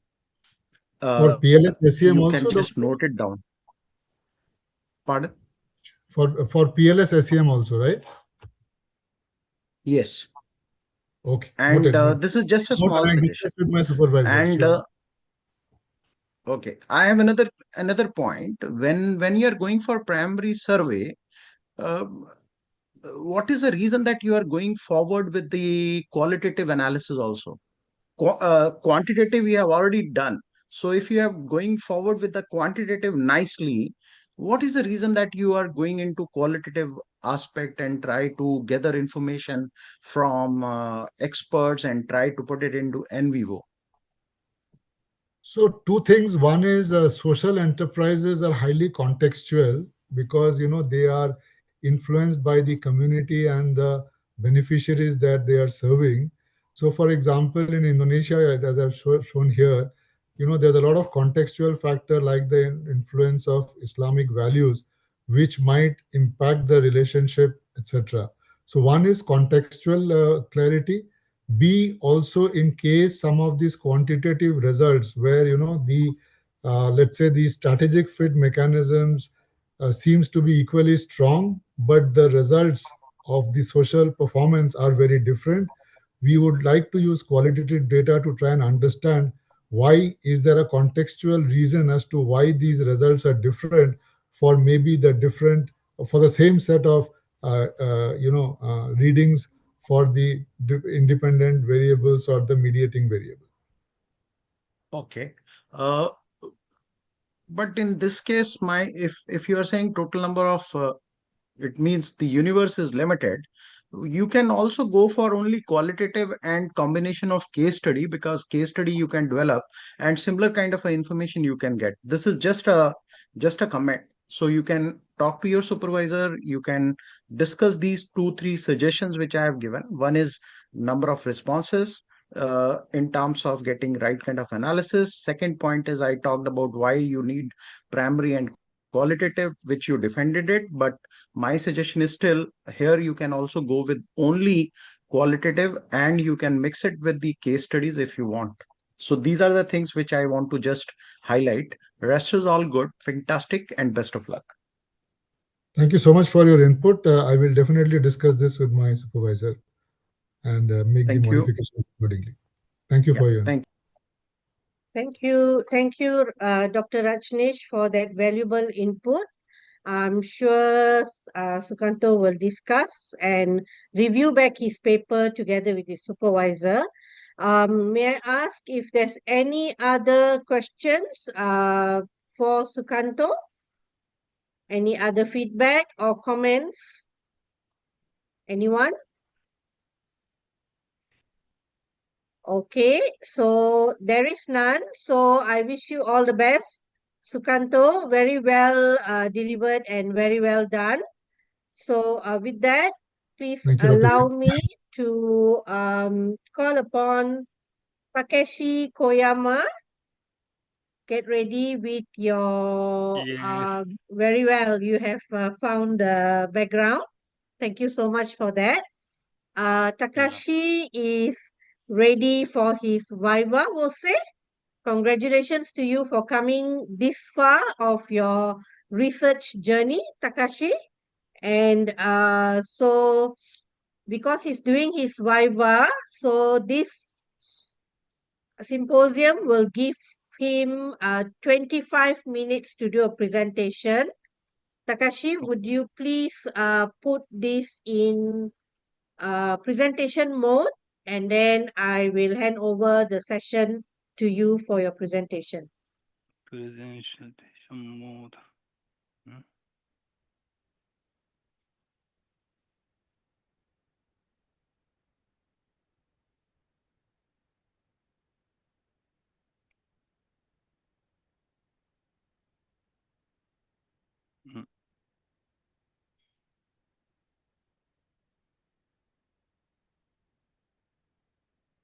Yes. That's okay? Okay, Takashi? Yes, Yeah. perfect. So you have exactly 25 minutes. Over to you and all the best. Okay. My name is Takeshi Koyama. I station in Tokyo, Japan, and I have a presentation for my dissertation. The title is The Effect of Business Process Capability on Buyer Supplier System. here is the background. So my theme is for supply chain management. So information technology and globalization change at the firms and society drastically.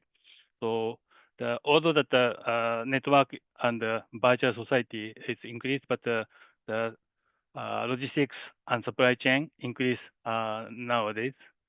So then those activity follow that manual handling and commodity is transferred by the logistics. So that's why I consider that have to make a solution for successful factor of supply chain management. That's my background. Then here is a problem statement. So supply chain is critical and for delivering goods. Then also the buyer and supplier share information of demand and struggling the gap regarding the buffer time and the inventory. So then also the information distortion. So some kind of misunderstanding that the information is a significant issue. So buyer and supplier must collaborate to drive the demand and ensure the fulfillment. Then also that uncertainty about the environment or demand or the market is a risk and force firms to make a decision always. Then my research objectives are the examine the effects of information processing and the business process capability within a firm and over buyer-supplier relationship and inter-organizational system. Then also I focus on the micro-level observation for a dyadic relationship between the buyer-supplier only. Because the supply chain has many equivalent and node, but I consider focus on only the business process and information process to affect the performance of the firm. Then the firm capability in managing buyer supplier system affect the firm's performance. That is my research objectives. Then here is a research question. So I have four. So what are the successful factors of capability to improve the operating performance in the buyer supplier system? Number two is that does lean business process management capability and agile decision-making capability improve operating performance with buyer supply system? Number three is that the demand supply uncertainty moderate between the business process management capability and business performance. And number four is product type and the decoupling point factors of the business process and performance. So that the decoupling point is that I illustrated over here is a kind of make to order and make to stock that the fulfillment timing to decide depending on the stock, fill to stock or make to order. Then I get some literature review. First thing is the theory background. So one is information processing theory. So that states that the greater uncertainty, the more information is needed. And also they propose a pre-planned activity as a business process and information processing requirement and capacity meet. So that is performance is better. That is their statement. And also that the dynamic capability by teeth, that is the information processing theory is a bit old and they don't consider some change of the environment. So dynamic capability has a static capability and a dynamic capability for change, adapt the change. So that is the second theoretical background. Third is a media synchronity theory. That is both party of information must synchronize the information processing. And Dennis explained that the conveyance is a transmission of information by two parties, and the convergence is a becoming a knowledge of the for the organization. So the that they say that the media itself, more than media itself, that synchronity is important. Then I go ahead to find the financial and the operational performance theory. One is the REA model by McCarthy. So that is the event approach. And also that the system dynamics. So that the two types of causal relationship, the reinforcement. So if that the production increase, the inventory is increased, that is the reinforcement. And also the inventory increase, so that cash flow is decreased. That is a Starman's system dynamics. And I follow that the rule and find that in order to get the better performance, so that the cash flow and material flow should be improved. Then I follow some literature review.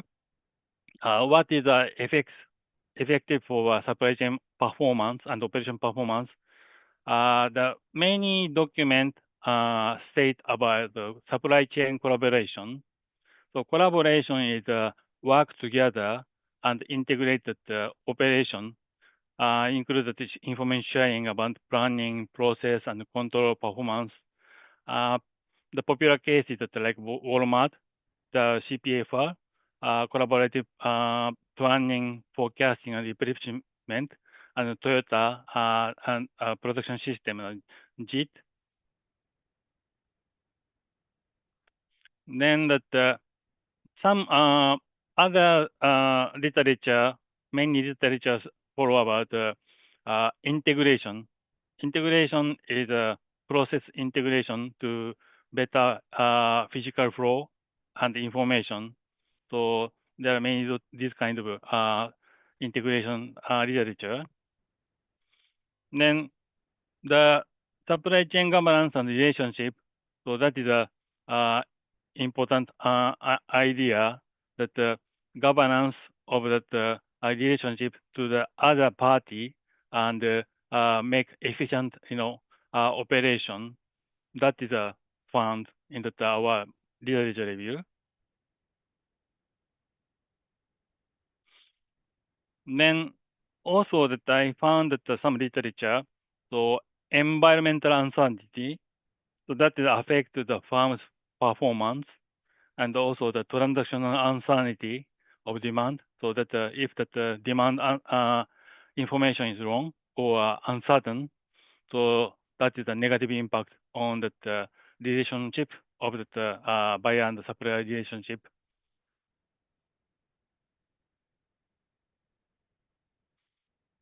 Then business process capability and information processing capability is also reviewed.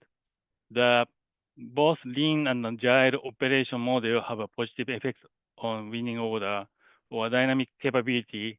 That means that the static capability, lean capability, and the agile decision-making capability affect the firm's performance. So that the business process capability and decision-making capability significantly affect on the performance. That is the findings. So that's why we define the business process lean capability. That is a steady, to follow the business process, and also that the business process agile capability to make a decision making for a change. So that idea is derived from those folks.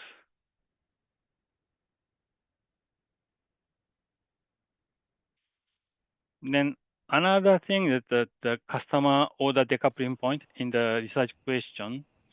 The customer order decoupling point is the firm can decide the quantity of manufacturing of procurement. So I conclude that the manufacturing and procurement to fulfillment, but that is the decision point. So the many articles about supply chain do not segregate this decision making point. So that's why I like to consider define that find that what is the affect factor of that influence. So typical one is a make to order and make to stock. So make to stock order is that if we get order, that is usually the dedicated item for a client, and they get the order with a contract. And make to stock is a general item, so with a wide client and the market. So they always keep the stock as an inventory, and on-time delivery is required. So that those business models are quite different.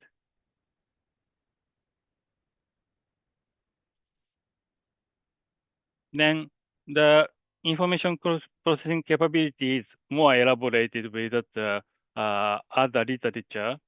So our processing system has a function to trigger production, transport, and distribution.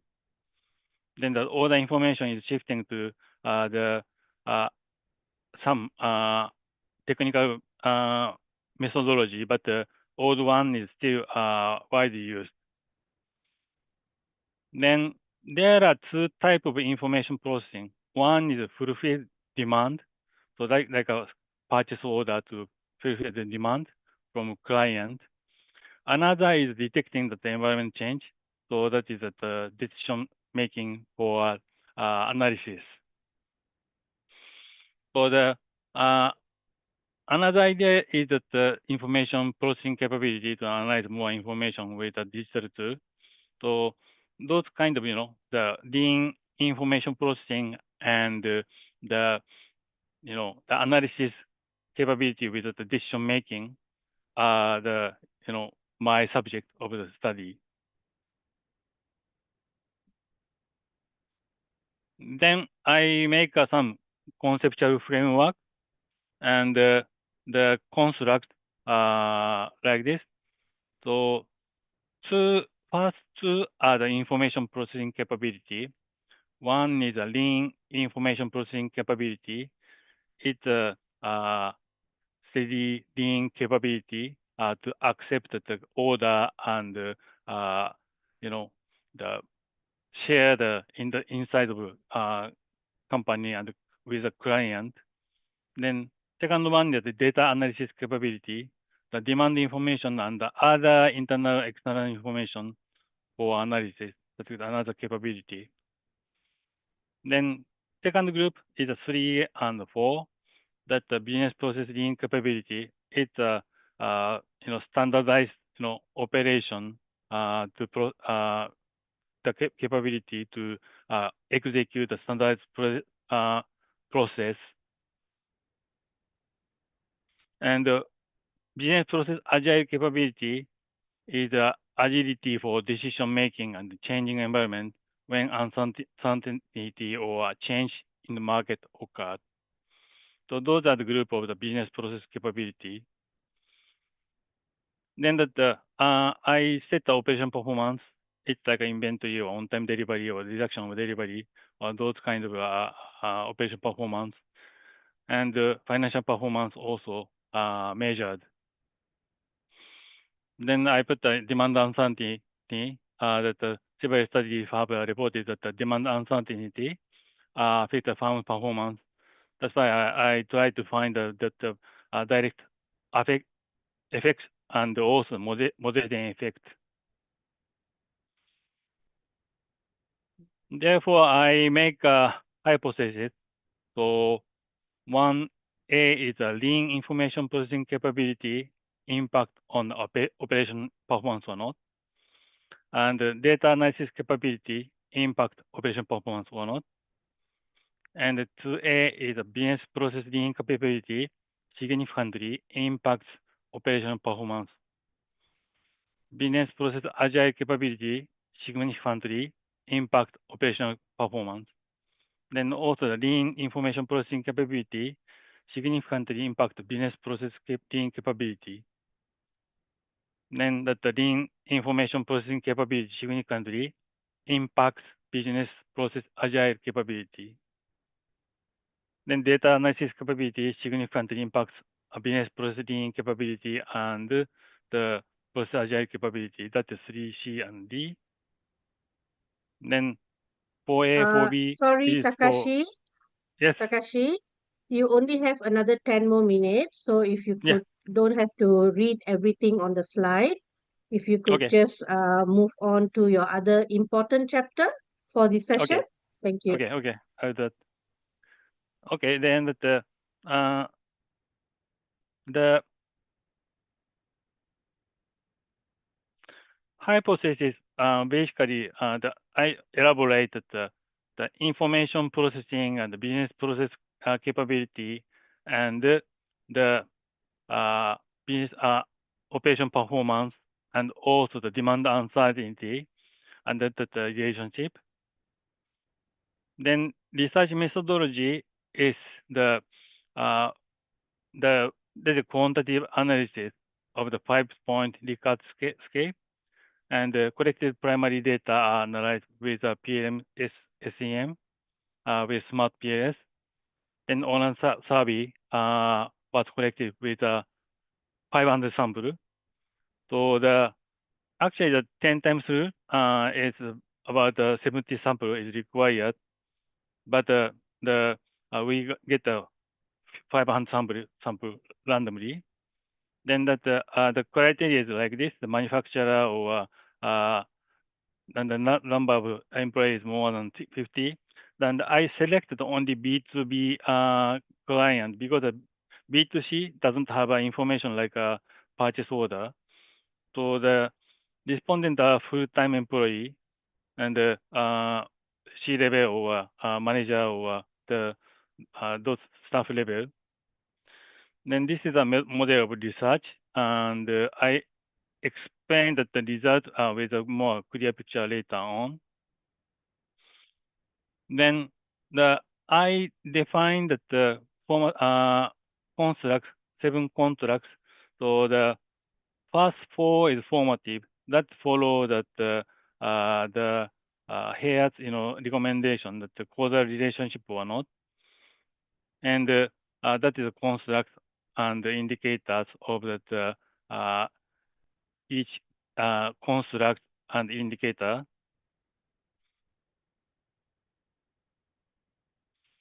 Then I followed the evaluation of measurement model, the procedure for the hair et and the reliability of indicator reliability and the internal consistency reliability and the convergent validity and the discriminant validity for reflective construct. And also the evaluation for formative construct is that also follow here that the convergent reliability and the correlativity between indicator and significant and relevance, those are okay. Then that the result, actually I have a 500 sample, so that is segregated 2 groups of the fulfillment to stock by decoupling point. We name it the fulfillment type, and the other one is the fulfillment to order, so that the number is 250 and 248. 2 record is eliminated because the same rating is continued. It's because of data cleansing. Then evaluation structure model also follow the here et al. Collinearity test and significance and relevance for structure model and exponential power and predictive power and model fit. So those are suitable to discuss. Then I observed heterogeneity. That is a PS merge group analysis. So that shows that significantly different of that fulfillment to stock and fulfillment to order. That's why we follow that analysis by the group.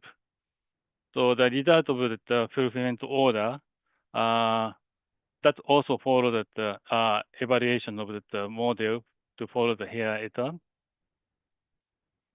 Then results show that lean information processing capability does not have a insignificant impact on operation performance, but business process lean capability or data analysis capability has a significant impact. And also the demand uncertainty does not moderate the business process lean capability and business process agile capability to operation performance. Then the mediator fact of that business process lean capability and the business process agile capability between the information processing capability to the operation performance. So the business process lean capability is a mediator of the lean information processing capability and the operation performance. That is also same for the business process agile capability. So that is a model of the result of a fulfillment order. The information processing capability does not impact on the operation performance, but that's the mediator of the business processing capability. So that means that the information itself does not impact on the operation performance, but that needs a mediator like this. Also, the data analysis capability also follow that the mediator, no direct impact on the operation performance. So this is a mediation effect. So those are full mediation, lean information processing capability and the business processing capability, and also business process agile capability. Then following that fulfillment order, I analyze the fulfillment stock. So that step to the evaluation is same, and the result is okay. Then that we have a quite different result. So they have a no business process agile capability impact on the operation performance, and also I observed that demand uncertainty moderates the relationship between the business processing capability and operation performance. So this is a mediator of the business processing capability and the business process the business processing capability function as a mediator between the lean information processing capability and business process data analysis capability and operation performance. So those are no effect. So that the figure is quite different from the fulfillment to order. The lean information processing capability and business processing capability is a good, mediator, but the demand uncertainty moderates those affections. Then the moderation effect is is shown in the simple slope analysis over here. Then that is the under the low demand high demand uncertainty that the business processing capability is not high performance. So that's different from the business process agile capability. So it's under high demand uncertainty that the business process agile capability is getting high. So that is different. So I make a summary of the common finding.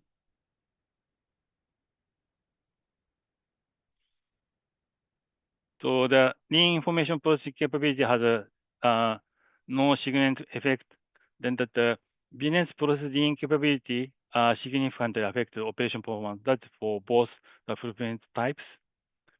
And the lean information capability significantly affect the business process lean capability.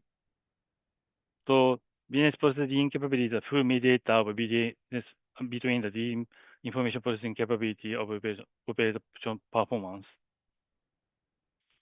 Then there are some different that the data analysis capability is effective for fulfillment to order, but not for the fulfillment to stock. And some business process agile capability is not effective in the fulfillment to stock. Those are quite different. So I follow that this table with this English. Those follow the feature of the customer order decoupling point. So usually that the fulfillment order, the make to order is more dedicated equipment for one client, and this is the generic requirement for the fulfillment to stock. So those difference affects the different timing of decision making. So that's why that the system dynamic view is different. So for a fulfillment order that already has a contract usually and manage the production plan, and that's why that those is not affected by the demand uncertainty, but they have a fulfillment stock has the market information. They make a plan and inventory. That's why that they get some moderation effect of demand uncertainty. So discussion finding follow that RQ search question. So key factor is identified is a business processing capability. So that is a answer that we have the business processing capability as a key success factor for RQ1. Then business process capability and the business process agile capability, the results are different by fulfillment type.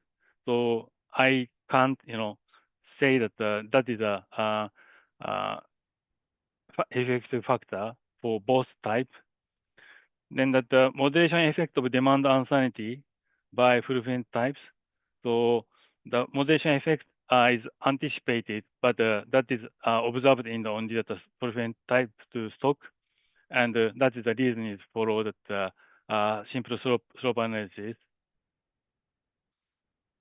So for research question 4, the production type and the decoupling point. Actually, I focus on decoupling point on that study that affect performance, so that they have a quite different, result, and the different is argued with the definition of the other literature of a feature of that decoupling point. So the fulfillment order is a dedicated product for customer, and to contract-based forecast and purchase order for longer term. And the fulfillment time to stock is a general item for many clients, and keep the inventory is always. Then conclusion, the business processing capability is a critical capability for operation performance, and the information processing capability is needed mediator effects of the business processing capability, and the demand uncertainty has a significant impact on the operation performance, and operation performance has a significant impact on the financial performance, and the fulfillment type has a substantial difference on the in-hour model based on the nature of business model. So contribution research is making clear the importance of lean business process capability, and making clear the effect of business processing capability and business process agile capability. Then clearly providing a difference of fulfillment types, customer order decoupling point. Then contribution to business is a digital transformation. Those are theoretically they discuss about the system design, but they should compare the more empirical study with their business process model, because there are some drawback of the business process management reported. that is my presentation. Thank you very much for listening. Okay, thank you very much, Takashi, for your detailed analysis of your research. Now, before I open the floor to everyone, I just want to give a comment. Takashi, you spend so much of time in your chapter 1 and chapter 2. That's why you're not able to really explain in detail about your findings and the conclusion. So, to everyone, please be mindful with the time that is allocated to you. Don't read out from the slide. Okay, this is your research. Just summarize, because if you have 500 words on the slide and you're going to read, it's going to take a lot of time and audience will not be able to capture what you are sharing. Okay, so with that, Takashi, I will open the floor for any comments, any questions. I can see Dr. Rajneesh have raised your hand. Go ahead, doctor. Ask Thank you away very your much, question. Dr. Jain. Thank you very much for the opportunity to ask question. So Takish, am I pronouncing your name right? Takishi. Takeshi is correct. Yeah. Takishi. Thank you Okay. for. Yeah. Thank you. Very nice utilization of simulation called system dynamics in your work, and it is highly related with the supply chain, which is appreciable. Which software are you using to analyze the system dynamics, causal loops, as well as the stock and flow diagrams? I am not able to observe your stock and flow diagrams, but yes, causal loops diagrams you have prepared. So which software are you using? Actually, I didn't use the software. I make that the accounting knowledge and using the system dynamics, textbook, and so some other literature using the system dynamics to follow that. Okay, my suggestion is if you can use any open source software, or maybe you can use Vimsync for academic purpose, it will give you better outcomes related to causal loops are concerned. And then somewhere you have showcased data. Uh, how do you analyze the data? Which tool you have used? I was a little bit apprehensive because when we create a system dynamics, we use thoroughly with the causal loop and stock and flow, but that data was based upon primary information, if I'm not wrong, seems to be PLS. Am I right? My data, this data Yeah. is a PLS. So this is Yeah. yeah. PLS or SIM? Correct. This one. Yeah. Yeah, PLS. So you have used PLS in this. Okay. That was my understanding that you did causal loop based upon your application of uh, knowledge of accounting background, and then you use PLS based upon the hypothesis you designed, and then you tested it using this software. Okay. Can I go back to the total number of responses you picked up? As a primary responses, how many responses you picked up? The response is this one, right? Okay, 250 odd responses you picked up. Okay. And what is the 240 sampling technique? Yeah. Yeah, that's a random sampling. So the online survey to submit it through the survey company. And Okay. there are some What is conditions. this? Yeah. What is this 500 samples? And then you took a 500 responses, or universe is 500? There are two things written: 500 samples, then number of samples. Okay. So what is it? This 500? Actually, I collected 500 sample, and I ordered the survey company to have a question of that type of the fulfillment type, and ask them to collect. I'm really 250, sorry. I'm sorry, I'm not able to understand. What is the size of the universe estimated, and how many samples you drawn, and which philosophy you have used, which sample technique you have used to draw the sample? These three things are there. That's it. Can you please put a light on them? Okay. Okay. I should write a random sample to collect the, those data. Then there is criteria to get those number. So that is, I have to write, right? Oh, is there any Is my understanding specific, correct? how many respondent you went and collected the data? That's 500. 500 people. Okay, what is, how do you, how do you decided to go and collect the data from them? What is the reason behind it? What is the qualification of respondents?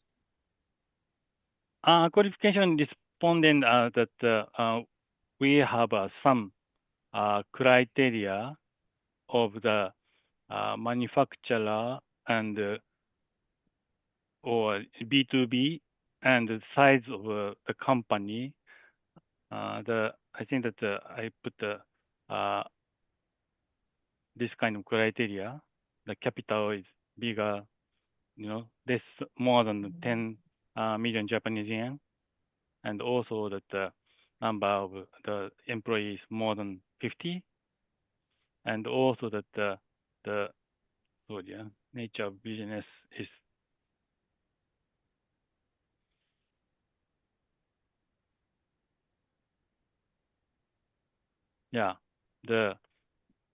we check that the product and the business type.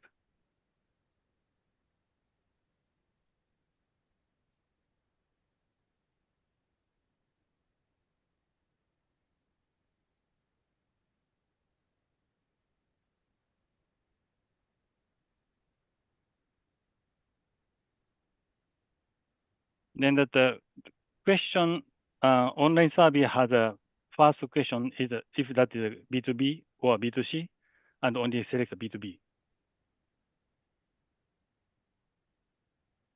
Okay. And there are some criteria in the question, and the out of the scope is ejected, and the result is a number. The sample number is 500.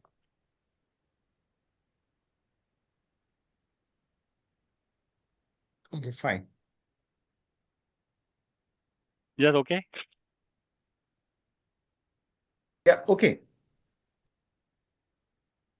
Okay, Dr. Rajneesh, thank you for that that clarification, and thank you for the explanation or the defense, Takeshi.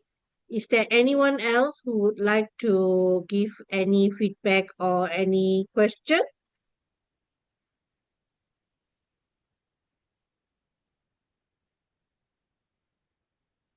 Okay, so if there is none, Takeshi, my personal advice is if you could just relook at your slides and see if you are able to make a clear explanation, because for your Viva, the examiner will already have a copy of your thesis writing. Thesis, they would have read your thesis. So it's an opportunity for you. You have exactly 30 minutes for your Viva to do your explanation, do your presentation, so the examiner can clarify what they read from your thesis. Okay, so please be confident, and I believe you have all the data point in your presentation. So with that, I really wish you all the best, Takeshi, and thank you very much for this time. So you can unshare your slide. Okay, thank you, Bud. Okay, so we have our last learner, which is Palanimal Rajamani. Yeah, thank you everyone for still staying so late. Palanimal, can you please try to share your screen? Okay. Okay, please allow me to to explain that Palanimal is actually doing her Defense, which will give her for this symposium exactly 15 minutes. So with that, over to you, Palanima. You can proceed. Please don't read on the slide and no need to explain about the agenda. You could just share what is your research and how you are proposing the research. Okay? Thank you. Over to you. Thank you for the introduction. I'm Palani, and my research proposal topic is the interplay of technological transformation and decentralized governance in aerospace original equipment manufacturing, a perspective from India's emerging economy. So I'll take you through the abstract and short introduction, a literature survey, the research methodology, and the conclusions.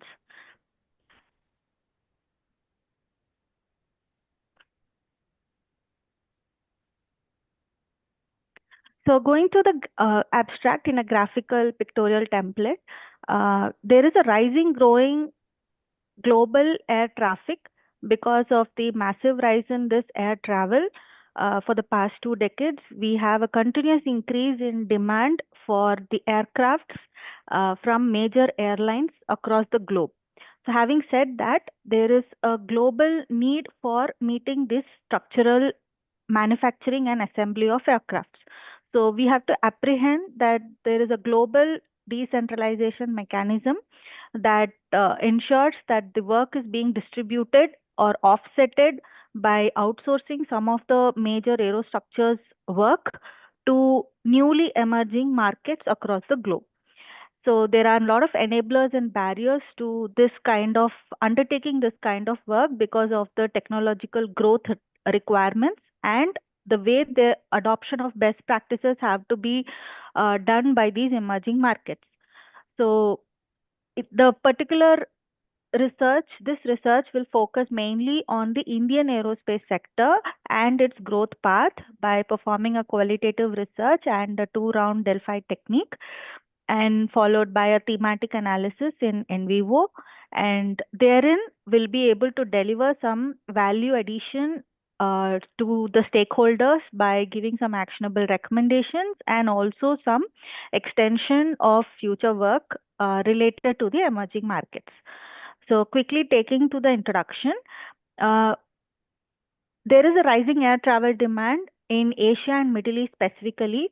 So this aircraft structures manufacturing business is very complex, and it's in terms of numbers, the market value is projected to reach $1 trillion by 2030.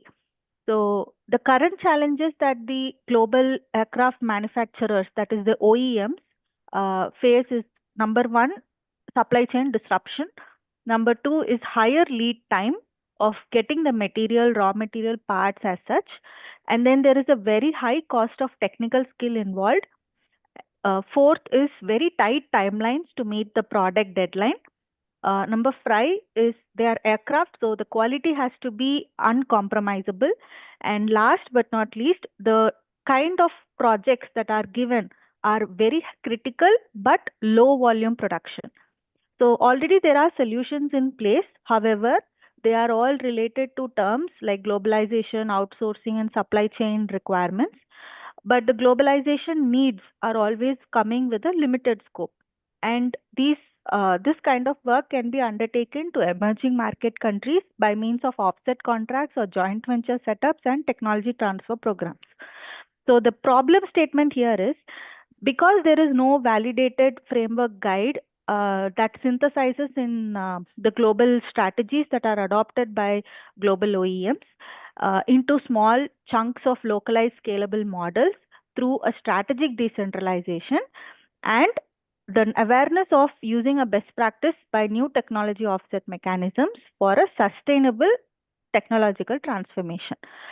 So major aircraft giants like Airbus and Boeing, since today they have over 90% of the market under their control, the global OEMs from the emerging countries in this industry will prefer a continuous value addition by means of a business model, which is use, reuse, and multiple circular system.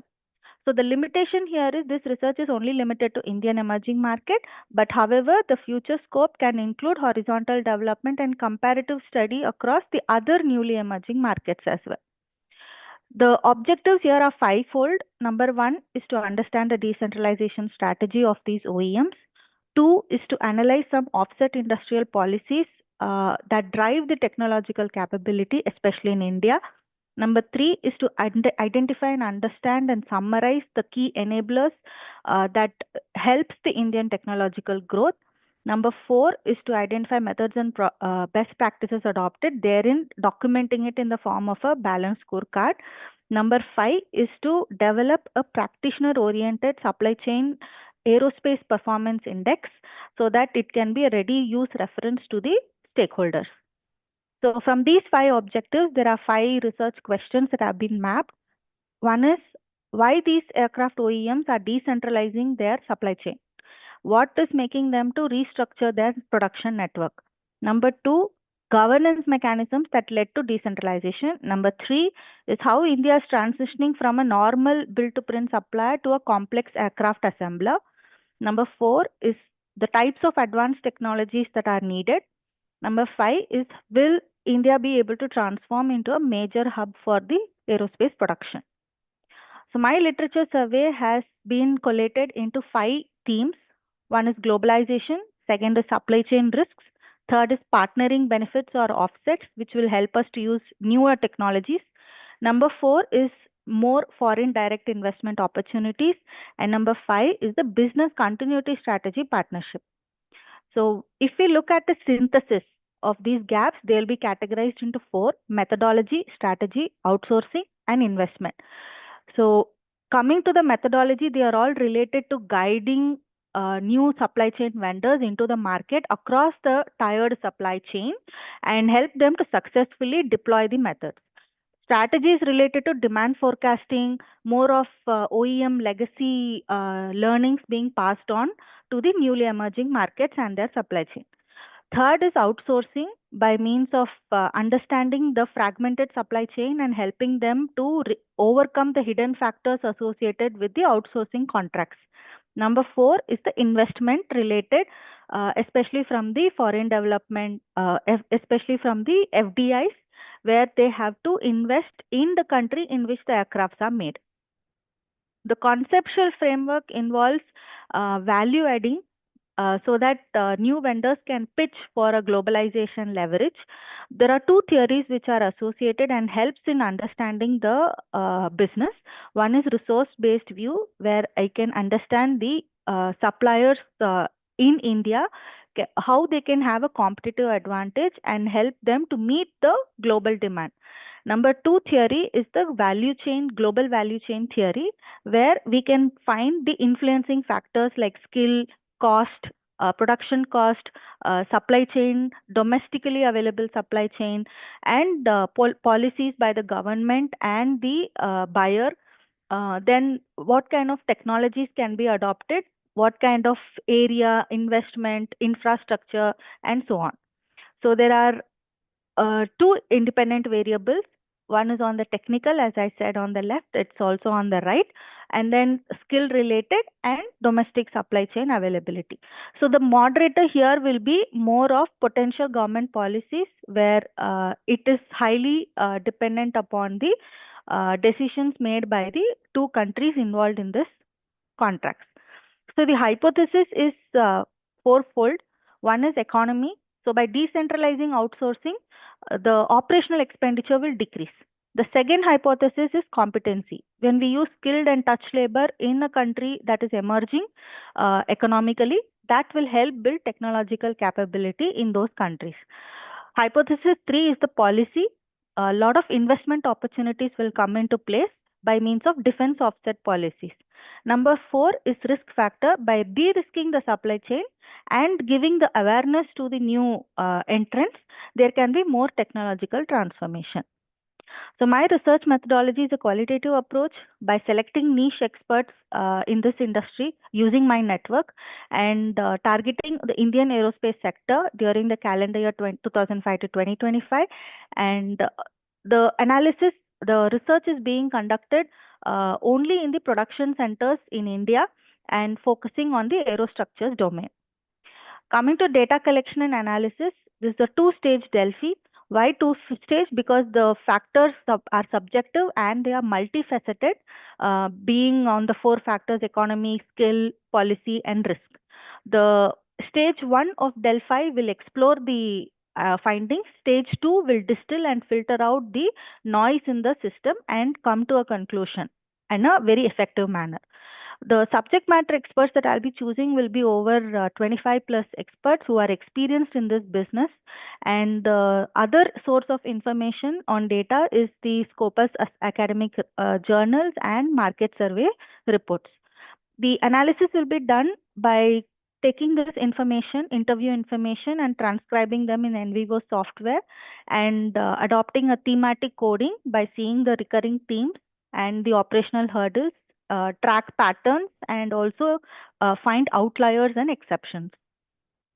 So the contribution of this research will be that aligning to the synthesis in the previous slides, the contribution will help understand the business to the fragmented Indian supply chain who right now do not have the clarity of practically implementing the advantages of decentralization.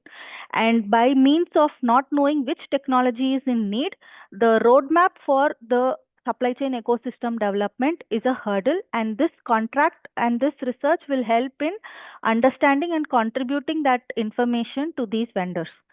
And this will also help in offsetting contracts in the country domestically and can bring in more local investors in the future. So I conclude by telling that this research proposal will be a valuable information to the newly emerging countries across the globe. And by understanding the merits and demerits of offset policies, it can help us be a stronger supply chain ecosystem, especially in the aerospace sector.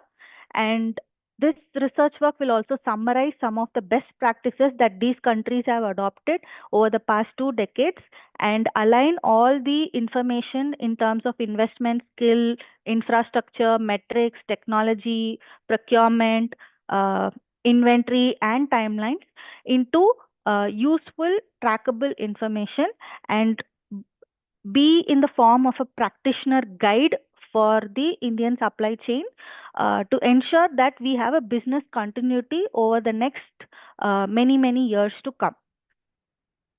And this is one view of my proposal Gantt chart, where I will be taking through all the important milestones of the research extended approximately up to September. These are some of my references.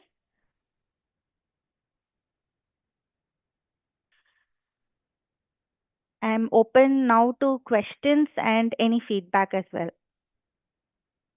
Okay, thank you very much, Palanimal. Very excellent slide, excellent presentation, and really on time. So with that, please allow me to open the floor for any feedback, any comments from the existing audience that is here. Okay.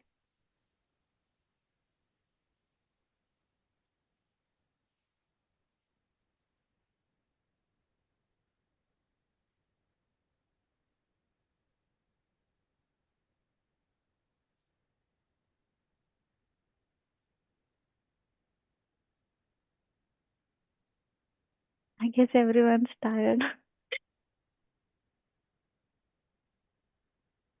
But I find your research very interesting, very unique. I want to actually just not ask, but just want to understand why did you choose qualitative research methodology for this for your research? What is the reason, and why not using mixed method? Because I see that you also want to apply the 2-round Delphi technique, which is part semi-partial of quantitative study. So maybe you can just walk through or share your experience the reason why you chose qualitative. Yes, sure, Professor. There are two reasons. One is this industry is niche, and getting data from confidential programs is something very critical, and it is uh, almost impossible to take out major aircraft OEMs data out of a supply chain tiered network across the globe. So that is one limitation. So even if there is a data, it will be only theoretical and may not be empirical on the whole. And the answers that can be received from the experts will also be only specific to the projects which they handle in their particular country, in their particular plant.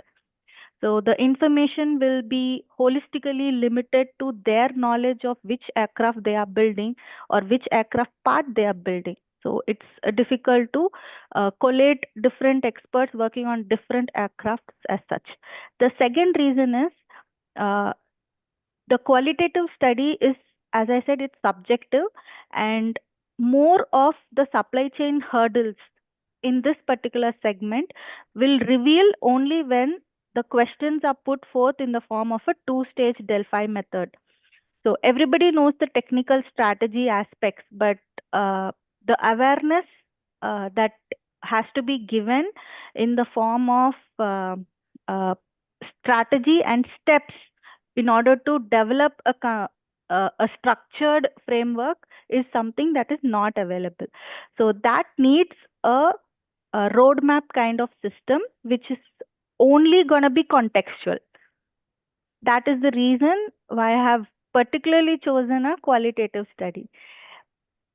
And I noticed that the experts love to talk about it in a confidential manner and do not reveal any further information related to their program. Okay, very well explained. I'm not sure whether I missed any point that you mentioned about any ethical consideration. I'm sure you have written in your paper, but Yes. I think I missed on your presentation. That is very crucial, especially Okay. with your kind of study. And you did mention that you will try to get the respondents from your own network. Yes. Yes, So Professor. how do you ensure that there is no bias? Yes. Because you mentioned very clearly that it is from your own network. Yes. The good thing that this industry has matured in the past 14 to 15 years in India. And the network that I'm referring to is all technical experts from government organizations who have been working on military and commercial aircrafts. They have been retired. Some of them I happened to meet at Defense Expo that recently happened at an international level in Hyderabad with my professor's guidance. I was able to talk to them, and they all shared that there are concerns, and they wish to have uh, a mechanism where these all could be collated and used in some forums where they could find solutions. So this will be the first step for those people to, without any bias, address the process concerns related to product development. Without sharing process specifications or their details, they will focus on the process upgrades. Very well done. Okay. So probably in your presentation, yes, indirectly you have met these potential participants. You've also done the sort of pilot study. So perhaps by you mentioning, like just earlier, much earlier, Dr. Rana's advice to all the participants, all the candidates, be very mindful, be very careful with what you want to mention, because when during your presentation you did mention my network, so that will create question, Okay. unnecessary question, which I'm sure in your proposal you have already clearly explained how you're going to get those participants. So Okay. with that, very well done. And let me just open the floor to anyone else who have other feedback or other questions for Palanimal's paper.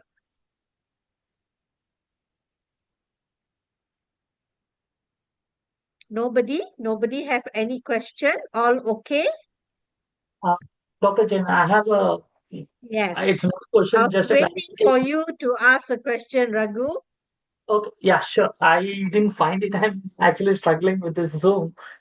Sorry for that. Yeah, I will do next time. So may I ask? Go ahead, please. Yeah, yeah. It was a very nice and very unique. I think I've seen her presentation, and she was my colleague in some of the previous classes, and it was nice that it has come to this stage. And my congratulations and best wishes. And since you have mentioned that some of the information which you're trying to seek are very confidential, so I think like how will you able to project your study? Like how will you able Hmm. to explore your study out if these things are very confidential? So how Hmm. will you plan to collect these data, and whether it would be enough for you to reach the qualitative analysis to at least study whatever the questions you have, the objectives or research questions. So this was my question. Yes, that's an interesting question, which I am slowly figuring out as my research goes forward. But to my understanding, yes, there is a criticality of data protection, and people share only on a need to know basis. But however, these questions that I have focused on are talking about the strategy which is used by customers. So at some point of time, these customers have released in the form of supplier assessments, which is available in their websites and to all the global supply chain like a checklist. So these kind of questions are being already released in it. The only thing, the answers are gonna be gonna be company specific. So without sharing, as long as the information related to that engineering tolerances, related to the product design, manufacturing steps are not shared, it is good to go. So they will be sharing their experiences like a regulatory officer or a manufacturing engineer, a tooling engineer, a quality engineer, an industrial engineer. There are many roles that I have sorted out, and they will be sharing their gaps in implementing the offset programs. So that learning is more valuable than how they develop an aircraft. So the technical aspect is going to be sidelined and the process aspect is going to be captured. That is why I chose for a qualitative study to be specific, as Professor already asked. So this information will be system based, process and system oriented only. Okay, very nice. Very nice way to defend. I really appreciate your answer on that. Thank you. Yeah, all the best. Thank you. Thank you so much, Raghu. So with that, is there anyone else who want to give any feedback, comment, or even a question? Last question. Open once, open twice. Okay. So with that, I want to mention Dr. Rajneesh is your supervisor, right? Yes. Very well done, Dr. Rajneesh, for guiding Palanimal, and I look forward to see her on the next stage. So with that, everyone, thank you so much for staying. Some of you have stayed from the start of the session until now. So I to all our candidates, I wish you all the best. And with that, let me just conclude this Thank you. session, and Yeah. good night Thank you, to Jen. everyone. Dr. Jain, thank you very much for your kind words. Pelani has done a lot of hard work, and with the direction, she worked without any issue and without any questions. So she is able to develop the right path, and we look forward for further enhancement of her work sooner in the form of thesis. Thank you very much. Thank you Thank so you, much. Yes, Professor. looking forward to Palanima, and to every candidate. I want to just mention some of you have dropped off. I still can see Edmund, Sukanto. So all the best to you, and wish you the best for your defense.